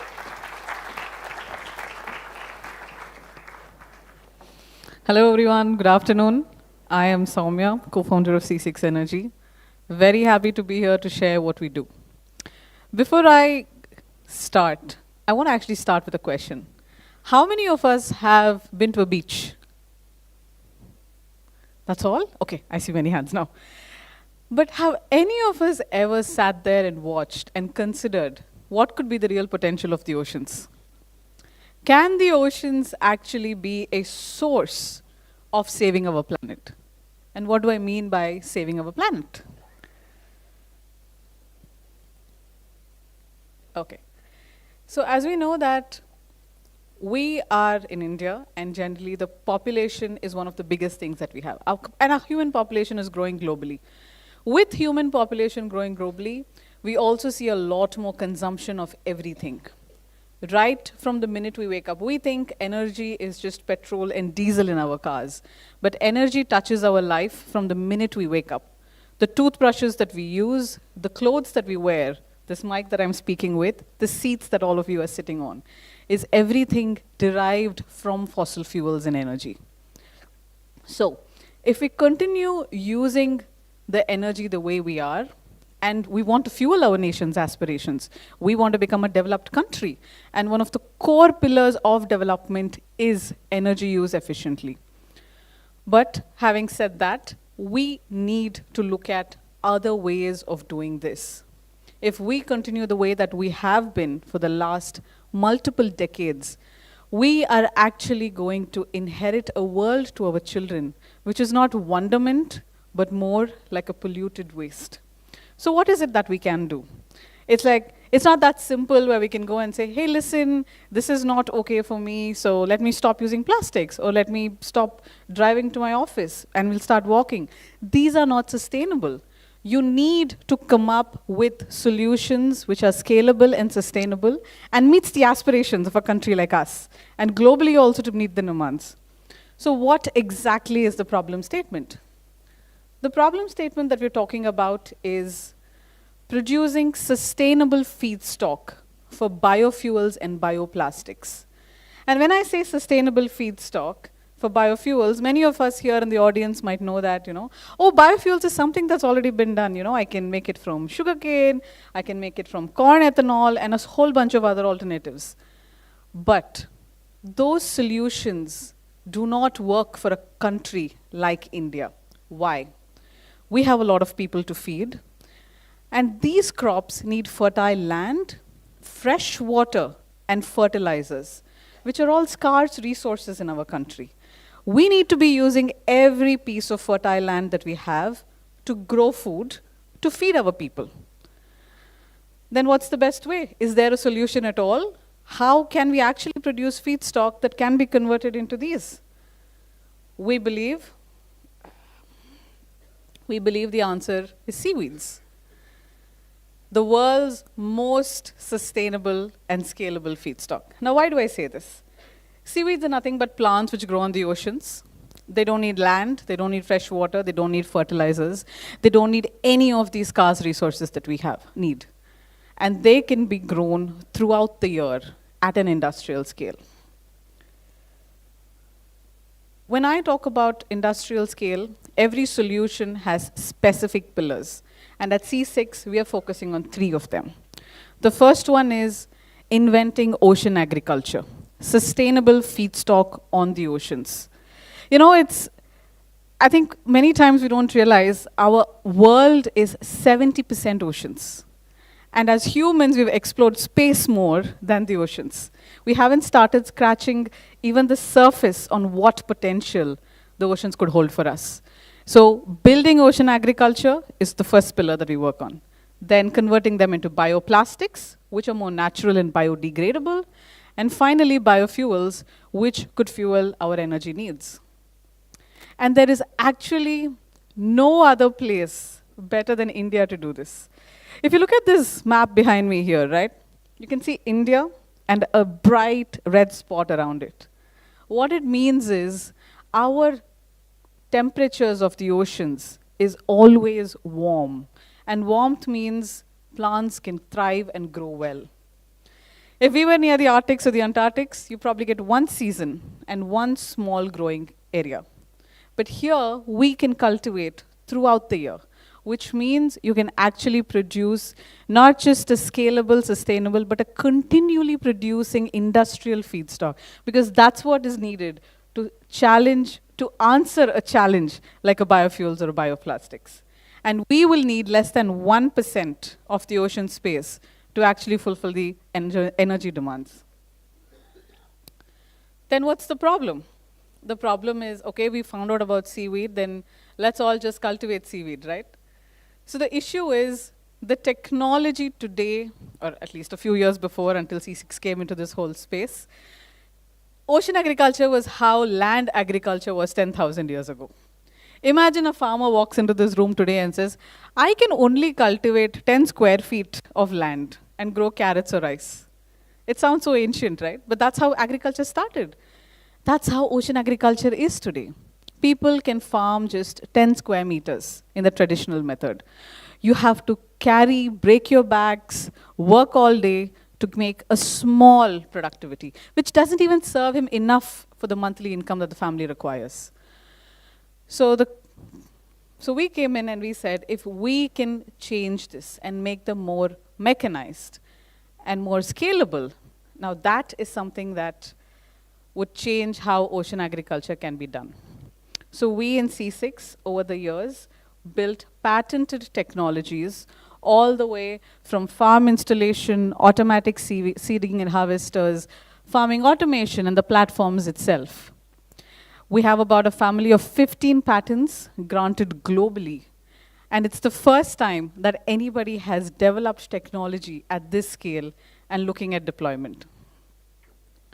All of this came together as a culmination of our efforts last year, and we inaugurated the world's first and the largest seaweed farm off the coast of Indonesia in February.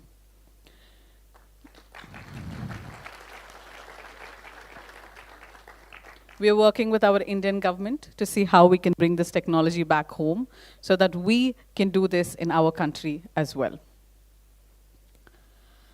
So what does this mean for us? Once we're able to unlock the paradigm of ocean agriculture, you also have to see what are the products that you can make downstream. So on one side, it's about producing the feedstock. On the other side, what can be it used for?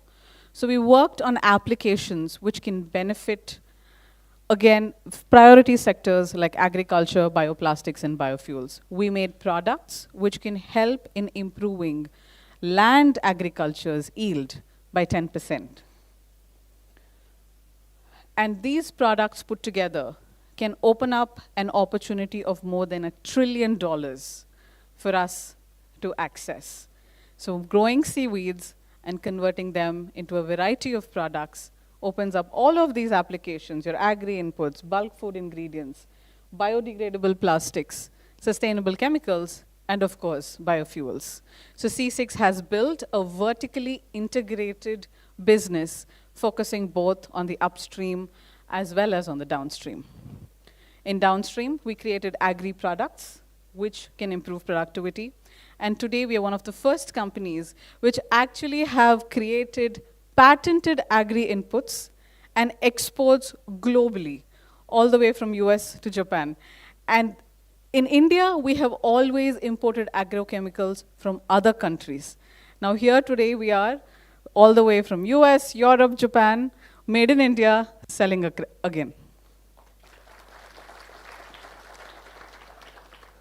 This product has been tested in more than 25 countries, 100 plus R&D trials, 40 different crop types to provide a comprehensive yield increase of greater than 10%. We as a company are also focusing on producing bioplastics based out of seaweeds. Why is this important? All of us here use Swiggy, Zomatos, and takeaway, right? Food comes in a nice packaged box, which we eat quickly, and like 15 minutes, it's thrown out. But many of us don't realize there's a small little lining of a plastic in each of these containers. And PFAS is becoming an even bigger problem today. So C6 is actually looking at solutions which can replace this plastic lining with a biodegradable option made from seaweed, which is not just sustainable, but also healthier for all of us. And of course, chasing our vision and dream of converting this seaweed into biofuels, last year, we entered into an MOU with HPCL, one of the largest oil companies in the country, to turn seaweed into fuels.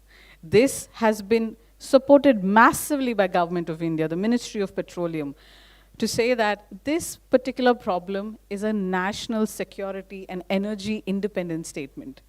And if there's any way that we could do this in our country to make our country more self-sufficient in energy needs, then that is something that we can all lay our lives for. And hopefully, 5 years from now, when we do this, we are visualizing something like this.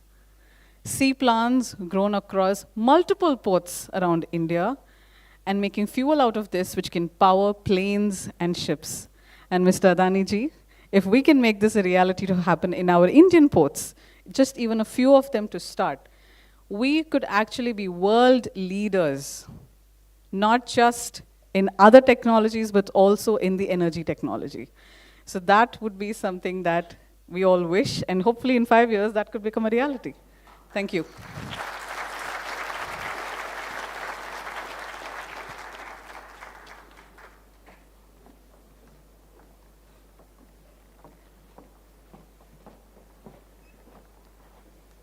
Well, moving on, this dynamic duo are sustainability entrepreneurs with a vision for a cruelty-free future. Avigna Leather has pioneered plant-based vegan leather innovations.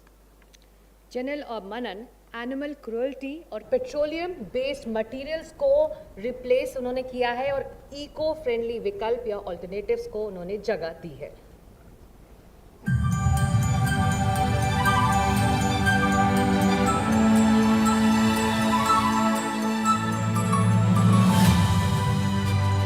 Meet Janil Gandhi and Manan Vyas, co-founders of Avigna Leather. This dynamic duo are young sustainability entrepreneurs driven by a shared vision for a better future. In 2024, they launched Avigna Leather, a groundbreaking venture reimagining the future of leather. Where we make plant-based vegan leather from agriculture waste, specifically from wheat and rice straws. We started this because we saw a major problem that is right now with the leather industry. In today's world, leather is harmful to animals, workers and the environment. Vegan leather is 30 to 40% PUPVC in it. So PUPVC is not actually environment friendly or a sustainable material, right? Our focus is only sustainable plus vegan leather. जाने से पहले मैं आपको बता दूं, जनिल सिर्फ 22 साल के हैं.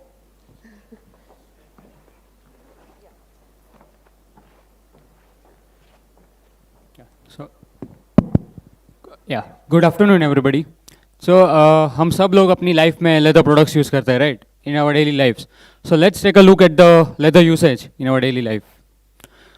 As you can see in this image, a woman carrying a handbag and wearing a shoes that is made out of leather. This man wearing a leather jacket.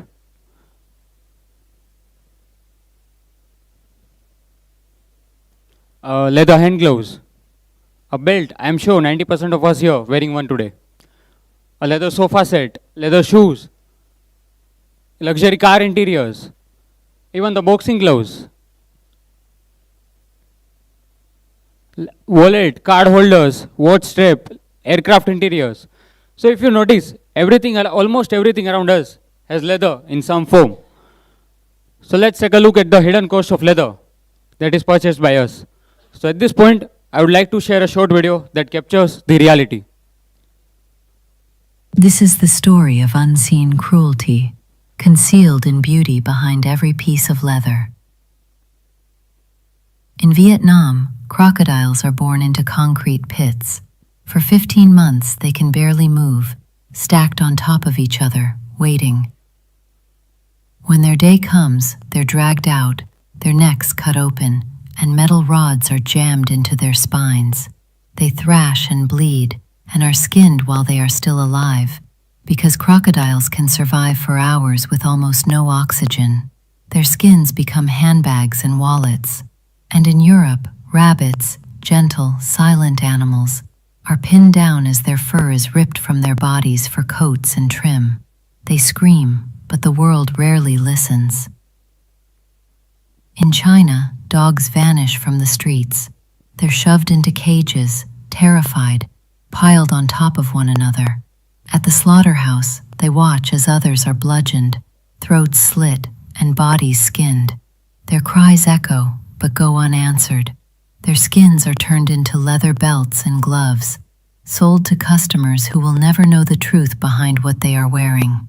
Every leather belt, every bag, every shoe, and every coat carries a hidden story, one of fear, confinement, and unimaginable pain. It is a story of the animal cruelty that powers the global leather industry. Here's the truth. This suffering is fueled by our purchases, but we have the power to stop it. The animals cannot speak, but our choices can. So what you just saw is the reality we are trying to change. So we stepped in to eliminate cruelty from leather industry. Just like this. And that's why we created Avigna Leather. Avigna offers guilt-free fashion.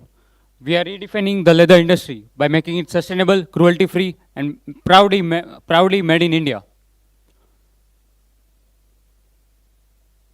So I'm grateful to have my co-founder here with me, Manan.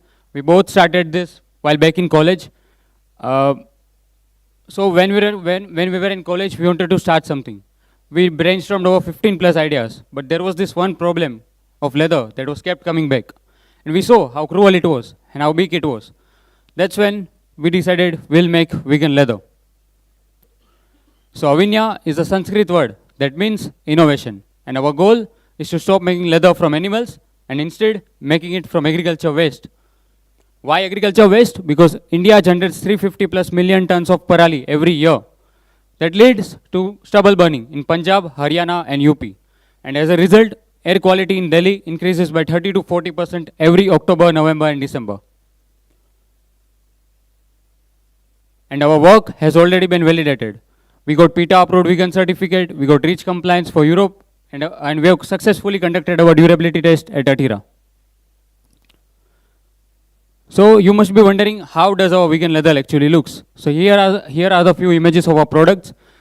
As you can see, a laptop bag, handbag, shoes, wallets, card holders, entirely made from our vegan leather. And our material can be made in any texture, any thickness, and any color. Also, our concept aligns with 6 out of 17 SDG goals given by the United Nations, including climate action, life on land, responsible consumption, and production. So instead of, but most importantly, we save animals from cruelty. And what you saw earlier was blood of animals. And we believe fashion should not be a blood sport.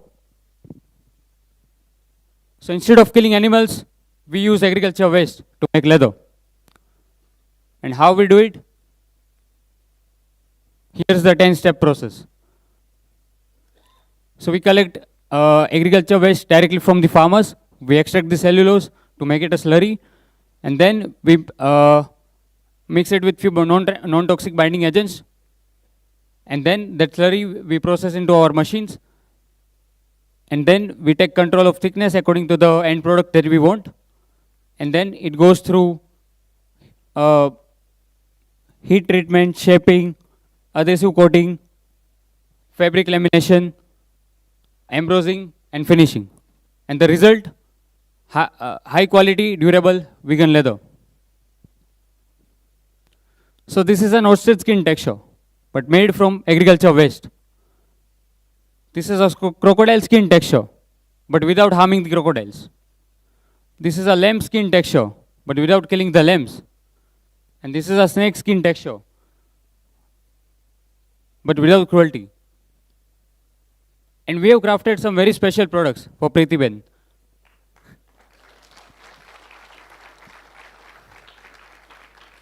This bag is of ostrich skin texture, but made entirely from our vegan leather.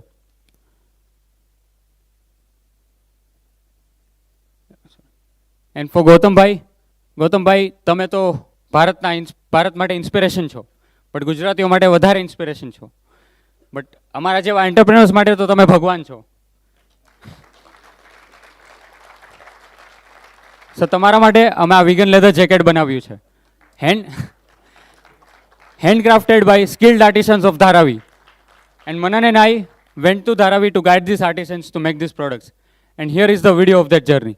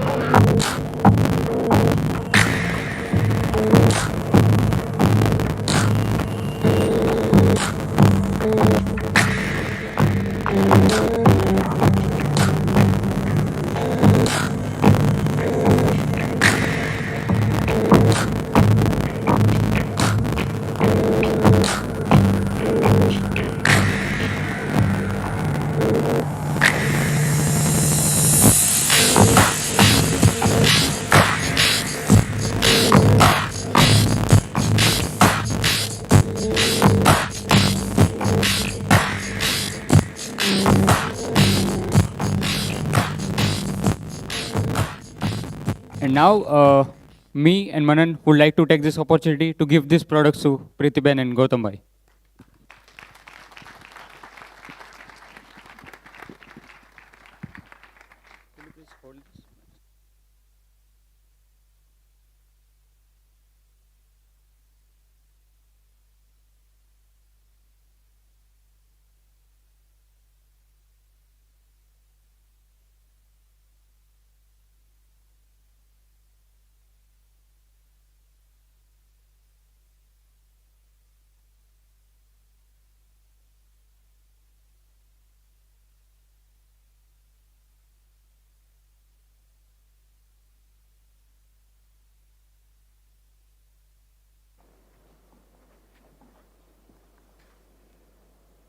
Well, this jacket has been made at Dharavi that the Adani Group is redeveloping. In fact, another success story from Dharavi has been Megha Gupta, whose Dharavi market bags were showcased at the prestigious London Fashion Week earlier this week. But this is something which has been made in Dharavi, and it is a huge, huge honor for our chairperson to actually have this.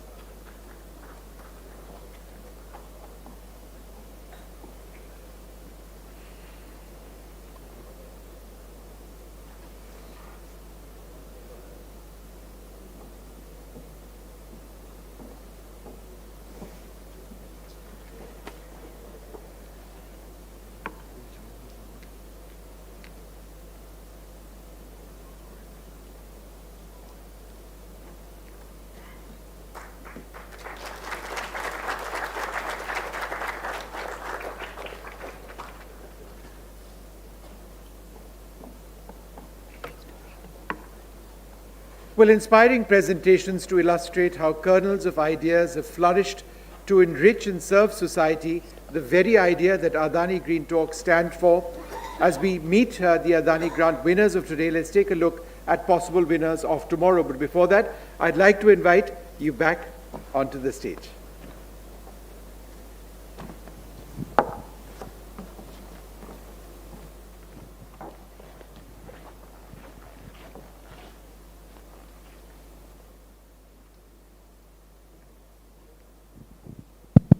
So, dear all, I have one request to you all. Let's use vegan leather to eliminate animal cruelty. And the leather of tomorrow will be cruelty-free, guilt-free, and planet-positive. That's Avigna Leather's promise. Thank you. Jai Hind.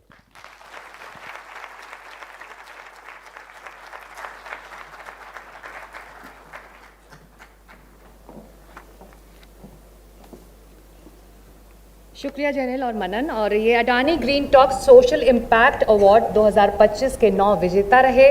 सैकड़ों applications में से चुने गए थे ये विजेता। ये सभी बेहतर कल के प्रति अपनी प्रतिबद्धता में सबसे अलग हैं और एक नज़र डालते हैं उनके इसी सफर पर।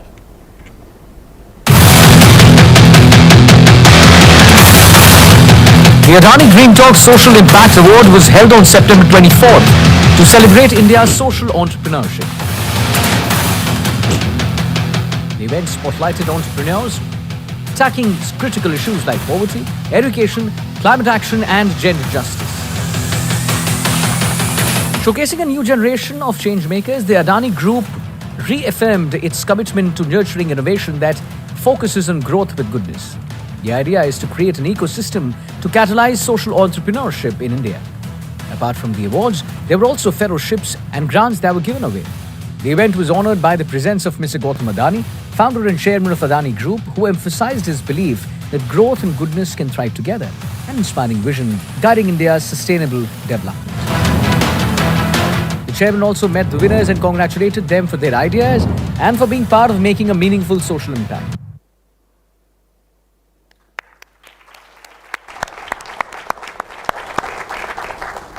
तो आगे बढ़ने का वक्त है। आगे हमारा फिनाले अवार्ड है, लोक कल्याण अवार्ड, लेकिन उससे पहले आप सभी लोगों के लिए एक सरप्राइज है।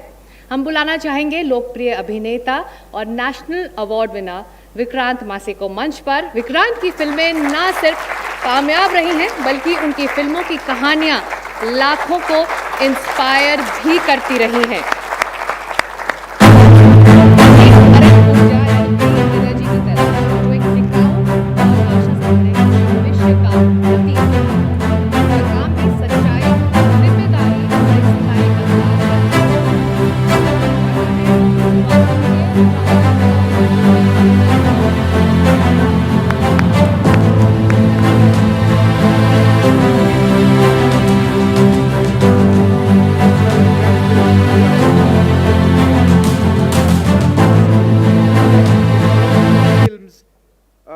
you've always portrayed inspirational characters. What are some of the characters that you see sort of going forward in terms of who you would like to portray? Come, please.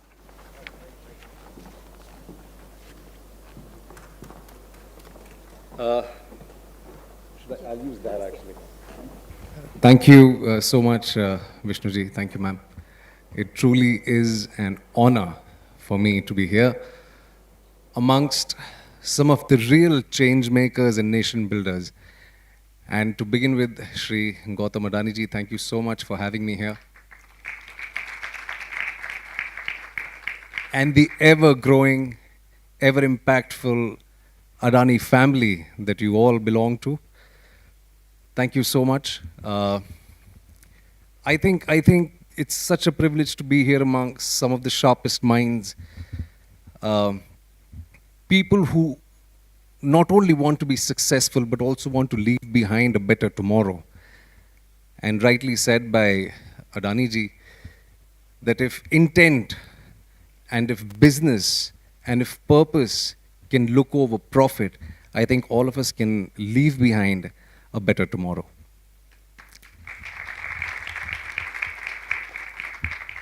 And I am primarily a storyteller. There are so many things that I really want to do. There are so many stories that I want to do. But one of the reasons why I probably am standing here is because of 12th Fail. And that movie, if I may continue in Hindi, वो हम सब की कहानी थी. वो आपकी, मेरी, हमारे पूर्वजों की कहानी थी, जिनको ईमानदारी के लिए लड़ना पड़ा सिस्टम से, अपने मन की बात समाज में सुधार लाने के लिए, राष्ट्र प्रेम जताने के लिए उनको लड़ना पड़ा. Cinema has always had this tremendous potential to inspire. We've heard this time and again that cinema and society go hand in hand. And storytelling is one of the oldest forms of entertainment, if I may say so.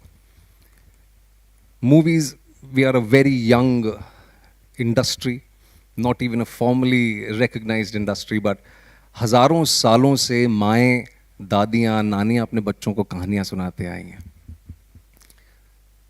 So the idea for me to answer your question is to entertain people.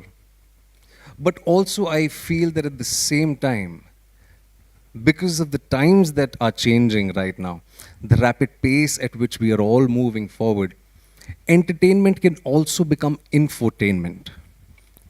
We can entertain people through whatever mediums, and there are so many mediums available today.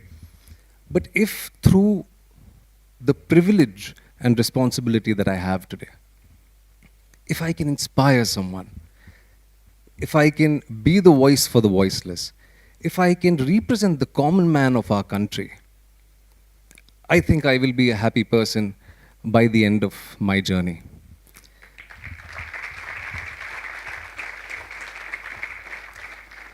And lastly, before I go, I am so highly inspired by each and everyone who's come here. Because as Shri Adani ji said, keep intent, profit, purpose over profit is the way forward. जैसे मैंने कहा कि 12th fail हम सब की कहानी इसीलिए है क्योंकि unfortunately socio economic paradigm change जो हो रहा है वो बहुत धीरे धीरे हो रहा है. There are initiatives like Green Talks which are really escalating matters, which are really giving people the strength to go out there. And I'm sure कि जैसे हम सबको या हमारे पूर्वजों को, हमें भी कहीं ना कहीं जो चैलेंज्ड सेक्टर्स हैं हमारे सोसाइटी के, जिनको अपनी बात आज भी आगे रखने का मौका नहीं मिलता है, I am sure that through platforms like green talks this will not be the future of Bharat tomorrow, and I am absolutely sure about it. So I mean, the idea is to leave behind something tomorrow. Lastly, the only inevitable truth that I want to share, because there are such incredible minds, as I said here, we are all going to go. This is an inevitability कि हम सब जाने वाले हैं.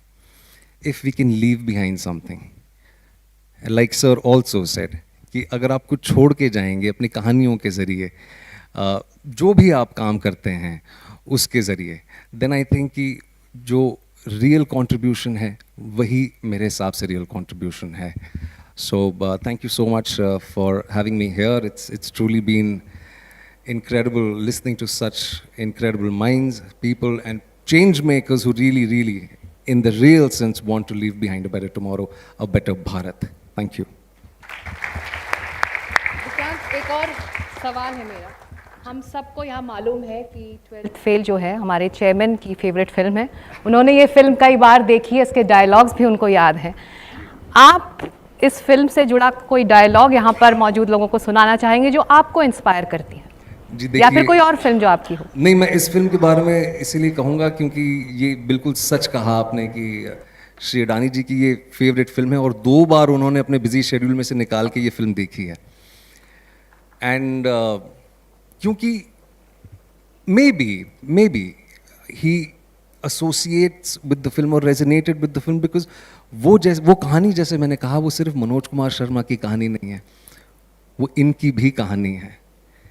आज ये जहाँ बैठे हैं, जितने हजारों घरों के चूल्हे जल रहे हैं, वो एक सिंसियर इंटेंट की वजह से ही हो रहे हैं.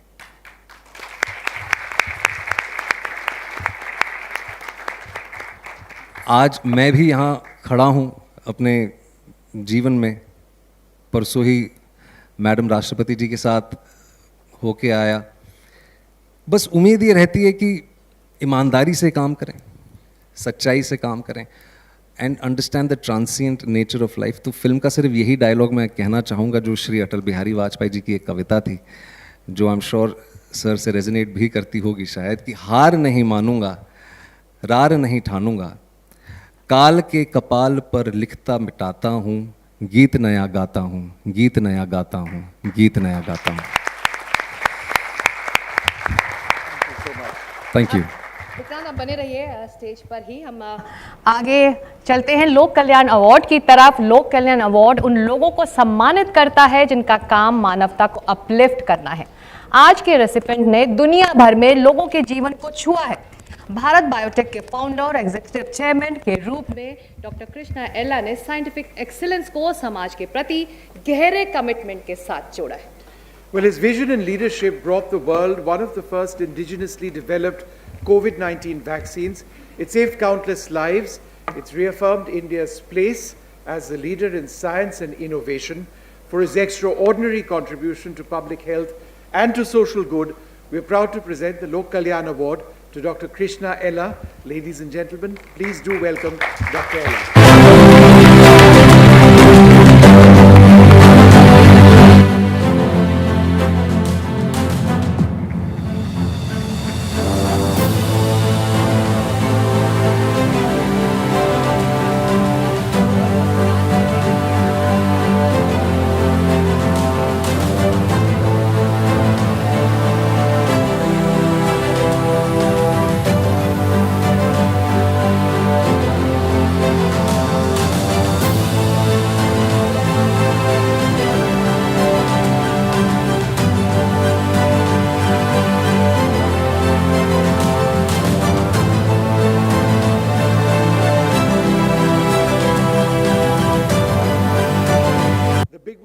The Lok Kalyan Award.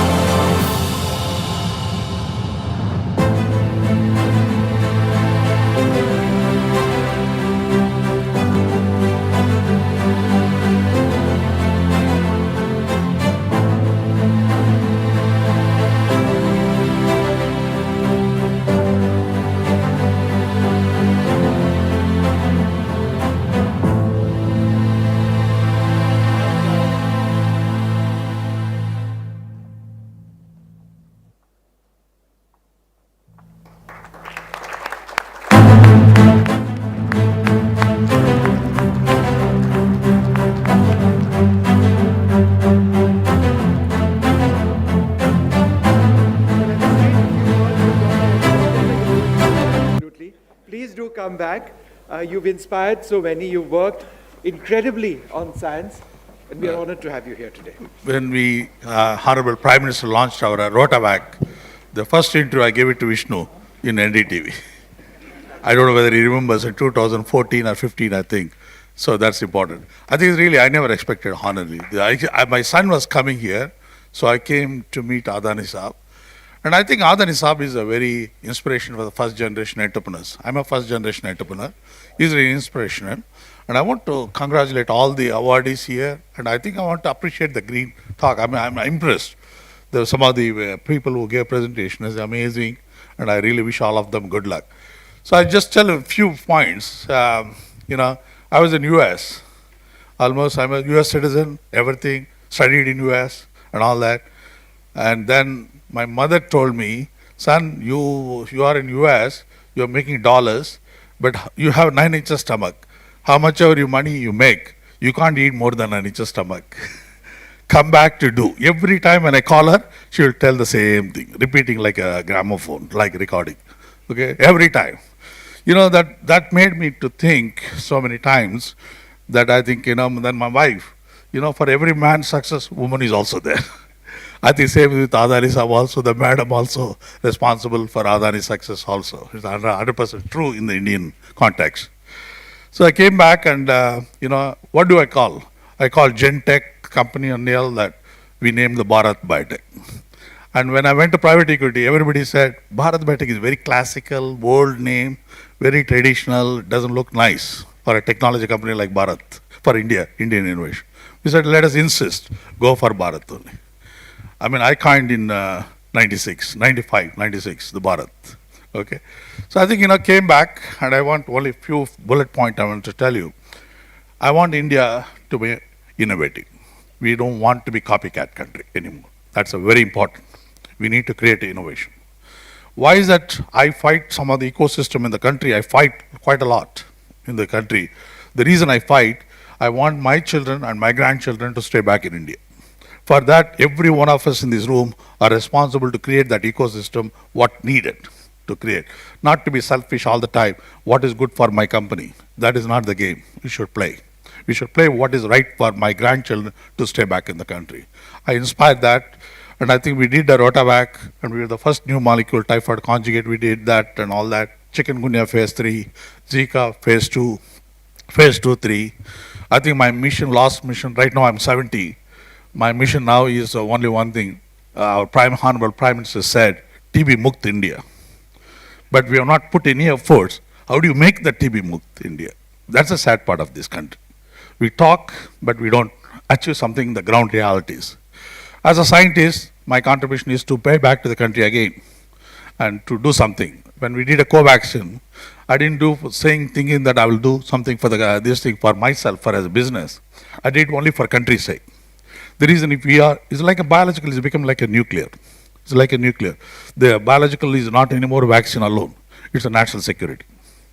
And all trade and business, everything can be affected with one simple virus. That's shown clearly. And the future is going to be same reality. It's going to be reality. Whether it's political or vengeance, whatever it is, it will happen. So when we did co-vaccine, we spent almost 1,000 crores on the project. I didn't take 1 rupee also from the government of India. I said, we'll put back for the country's sake to contribute back to the country. So we did that, and I think, with all the geopolitics, whether Adani Saab, everybody is facing the geopolitics of this country, the world. And with the geopolitics, if Covaxin has shown a lot of adverse reaction like other vaccines, how much would have been problem in this country? Just imagine. We did a 27 publication on Covaxin alone. In that 9 Lancet, 3 Nature, and 2 science publications, some other publications. But what I'm saying, we did amazing science, which even Americans or UK could not comment on us, on safety and the efficacy of the vaccine. We produce the best technology in the world. But Indians doesn't respect Indians. That's the problem. The problem is India doesn't respect Indians. And I think we need to change that game, and every one of us, young generation, should change that to the future.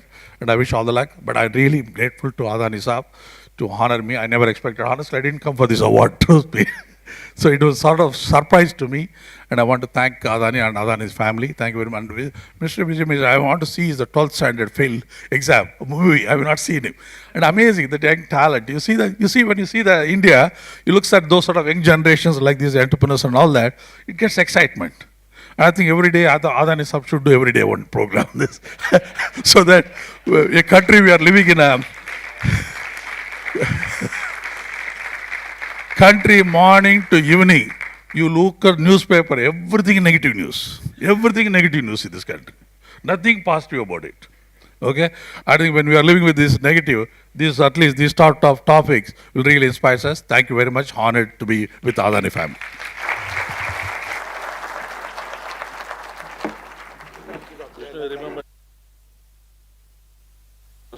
Yes, of course, I do remember.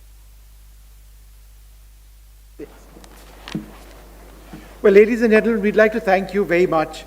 And we are so honored and delighted to hear Dr. Ella. And it's a privilege to have interviewed him first back in 2014, 2015, and, sort of focus on a lot of the vaccines that he's done.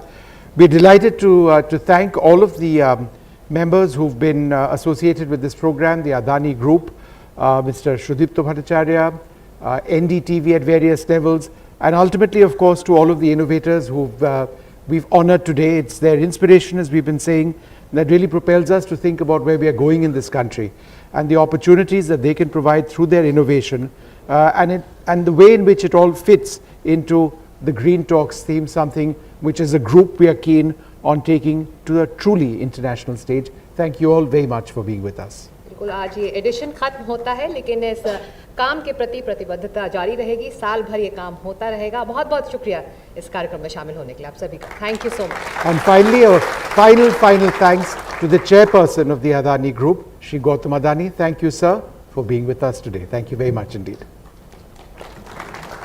Hello, बस मैं ये कहूँगा आज जो हमारा ideas that impact, तो गौतम भाई और प्रीति दीदी, हम सबके यहाँ पे मन में एक बात चल रही है, इंक्लूडिंग विक्रांत, कृष्णा अन्ना, हम सबके मन में. तो आपसे हम लोग रिक्वेस्ट करेंगे, आप कंसिडर कीजिएगा. पिछले 3 साल से बहुत बर्निंग डिज़ायर है कि फिल्मों का इम्पैक्ट बहुत बड़ा है, जैसे 12 फिल्म में हमने देखा है. और मुझे लगती है कि एक सबसे बड़ी कहानी अभी बाकी है जो मिलियंस एंड बिलियंस लोगों को बहुत इंस्पायर करेगी, होप देगी, उम्मीद देगी, कि साहस देगी, एक सपने देखने का उत्साह बढ़ाएगी. और मुझे पता है आप लोग बहुत सादगी और सरलता से रहते हैं, बिल्कुल लाइमलाइट में नहीं आना चाहते, लेकिन हम सबकी इच्छा है कि गौतम भाई की लाइफ पे एक फिल्म बने और वो फिल्म सच में हमको बहुत बहुत बहुत इंस्पायर करने वाली है. मैं कुछ इंसिडेंट क्विकली शेयर करूंगा. जब अर्ली मीटिंग्स मेरी जब गौतम भाई से हुई, और एक दिन मुझे जानने को मिला, गौतम भाई से मैंने कुछ पूछा और गौतम भाई ने एक बात कही, और वो बात ऐसी रही कि मैं आई एम श्योर आप सबको पता होगा, पर मेरे मन में वो इतनी गहरा उसका असर रहा कि गौतम भाई ने मुझे कहा, यार मुझे यूथ को इंस्पायर करना है और मैं चाहता हूँ कि हमारे देश में और 100 गौतम अडानी बने. So one Gautam Adani can do this much, when 100 Gautam Adani will become, and Gautam Bhai wants to make that. Gautam Bhai wants to create 100 more Gautam Adani. ये बात मेरे मन में रह गई और तब से मैं एकदम पीछे पड़ गया कि भाई मुझे मौका दो पिक्चर बनाने का, बट अभी तक अप्रूवल मिला नहीं है, पर आप सबके सपोर्ट से शायद ये मौका हमको मिल जाए. That is one thing. Secondly, एक बहुत बड़ी बात और गौतम भाई से आज कहना चाहूँगा, जो पूरे देश के अंदर एक बहुत बड़ा मैसेज गया और हम सबके अंदर प्रेरणा आई कि पैसा कमाना अच्छी बात है, पर पैसों का सदुपयोग कैसे करते हैं वो आपसे सीखा है. 60,000 करोड़ रुपए आपने अपने जीवन में से डोनेट करके पूरे देश में एक सबके अंदर एक भावना आई कि पैसे सबकी सेवा के लिए होते हैं, और आपने वो एक कमिटमेंट ली देश के प्रति. तो इट्स अमेजिंग. ऑफ कोर्स लाखों करोड़ों लोगों के मन में आपने जो प्रेरणा जागृत की है, और आज on behalf of again Krishna, Anna, Vikrant and all of us here and millions and billions of people whom inspired. एक बात मैं लास्ट में कहना चाहूँगा प्रोग्राम खत्म होने के बाद, अपने दिल से, with all our heart, with all our respect, हम सब लोग standing ovation for Gautam Bhai. Very, very well deserving. Yes. Thank you for everything, Gautam Bhai, what you're doing for the country, for all of us. Thank you. Really.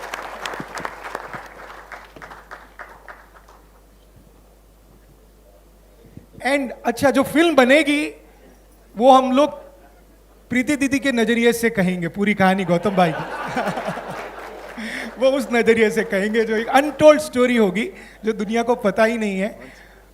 कमाल की कहानी बनने वाली है बिल्कुल. और सबसे अच्छी बात है विक्रांत भाई भी यही है. Who will be the better than Vikrant भाई प्लेइंग गौतम भाई. It will be absolutely amazing कि विक्रांत भाई विल इज या. डॉक्टर कृष्णा सही है. आप फाइनल वर्ड्स आपकी तरफ. And thank you Sudipta sir. Thank you very much.